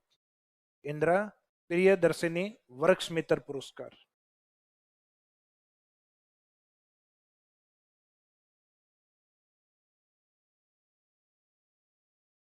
इस पुरस्कार की शुरुआत हुई थी इंदिरा गांधी जी के जाने के 2 साल बाद। 1984 में डेथ होती है, 1986 में स्टार्ट होता है। सेंट्रल गवर्नमेंट का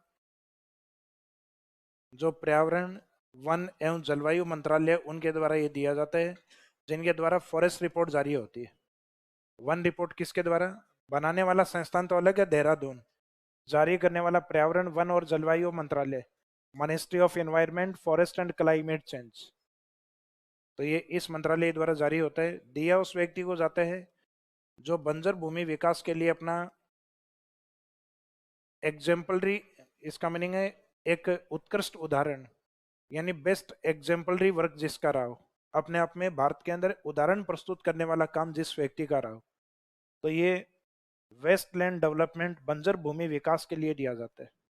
बंजर भूमि विकास का मीनिंग ये है कि जैसे अपने ग्रामीण क्षेत्र है, तो ग्रामीण क्षेत्र में जैसे बंजर भूमि है, तो बंजर भूमि है तो उस बंजर भूमि के लिए अगर कोई व्यक्ति, क्योंकि इस पे किसी भी व्यक्ति का अधिकार नहीं है, तो वहां पे सर्व समाज के लिए जिस व्यक्ति ने सबके लिए प्लांटेशन किया है, अब कोई व्यक्ति अपने खेत में लगा रहा है चारों तरफ पेड़, तो वो तो उसका इंपॉर्टेंस उसको खुद को खेत में चाहिए, वो एक तरीके से कृषि वानिकी हो गई आपके। लेकिन कोई व्यक्ति सार्वजनिक स्थानों पे कर रहा है, इसका मतलब उसमें इंडिविजुअल प्रॉफिट उसका खुद का नहीं है, तो ऐसे ही व्यक्तियों को मिलेगा ये, जो वेस्टलैंड डेवलपमेंट के लिए काम करेंगे। और इसमें राशि का प्रावधान कितना है, इसमें चाहे इंडिविजुअल हो चाहे कोई इंस्टीट्यूट हो, मिलेगा दोनों में से एक कोई, और इसमें 2.5 लाख रुपए का प्रावधान। इसका मीनिंग अपने स्टेट में जो मेल वाला है ना कैलाश सांखला, वो भी ऐसे ही है, और सेंटर में फीमेल वाला, जो दोनों अपोजिट जेंडर, और अपने राजस्थान के अंदर फीमेल जो है और सेंटर में जो मेल है, वो देने का तरीका एक है। जैसे अमृता देवी कितने स्तर पे, राजीव गांधी जी भी ऐसे ही। और राजीव गांधी जी में तो दिया भी उस दिन दिया जाता है जो उनके नाम के आगे टाइटल यूज किया गया है, राजीव गांधी पर्यावरण संरक्षण पुरस्कार, तो ये पर्यावरण दिवस को ही दिया जाता है। जो इन्वायरमेंट को प्रोटेक्ट करता है उस व्यक्ति को मिलता है। तो इस पुरस्कार की शुरुआत 5 जून 2012 से स्टार्टिंग किया गया है। ये भी 3 स्तर पे जारी किया जाता है। 3 स्तर में, इसमें पहले तो 2 स्तर थे, एक तो था इसमें इंडिविजुअल व्यक्तिगत, और एक था संस्थागत, सिर्फ ये 2 ही थे। कुछ साल पहले इसमें एक तीसरा और जोड़ा गया है जिसका नाम रखा है सिविक बॉडी नगरीय निकाय।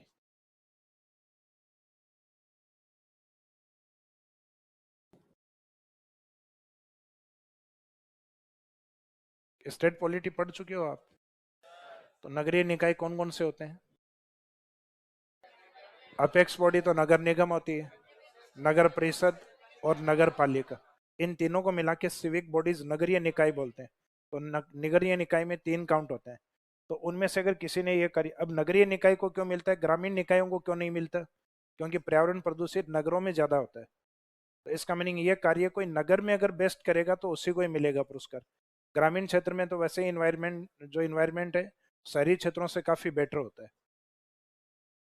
तो इसमें इन्होंने प्रावधान रखा है कि जो राजीव गांधी पर्यावरण संरक्षण या एनवायरमेंट जो प्रोटेक्शन अवार्ड है, वो व्यक्तिगत स्तर पे 2 लाख रुपए के साथ जारी होगा। सिविक बॉडी है उसको 3 लाख, और संस्था को अगर मिल रहा है तो दोनों को मिला के लिख दो 5 लाख।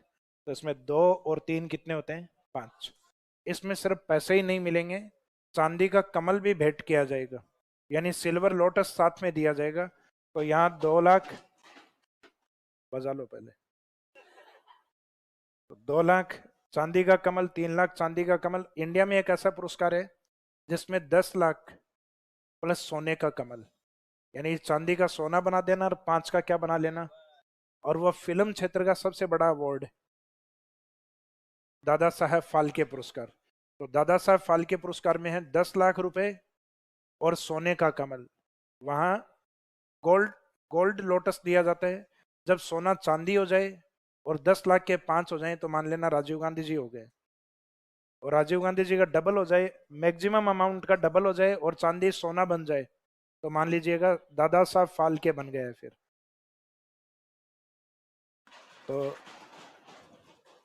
तो ये अवार्ड आपके कंप्लीट हो गए हैं। कुछ प्रमुख अधिनियम और दिवस आगे बचे हुए हैं, वो एक बार रीडिंग लगा लेना आप लोग। हालांकि 5 मिनट डिस्कस करेंगे कल, कल नया टॉपिक स्टार्ट करेंगे उसके बाद। इकोनॉमिक सर्वे की क्लास है क्या अब आपकी? लेंगे तो मेरे हिसाब से नहीं है ना आज?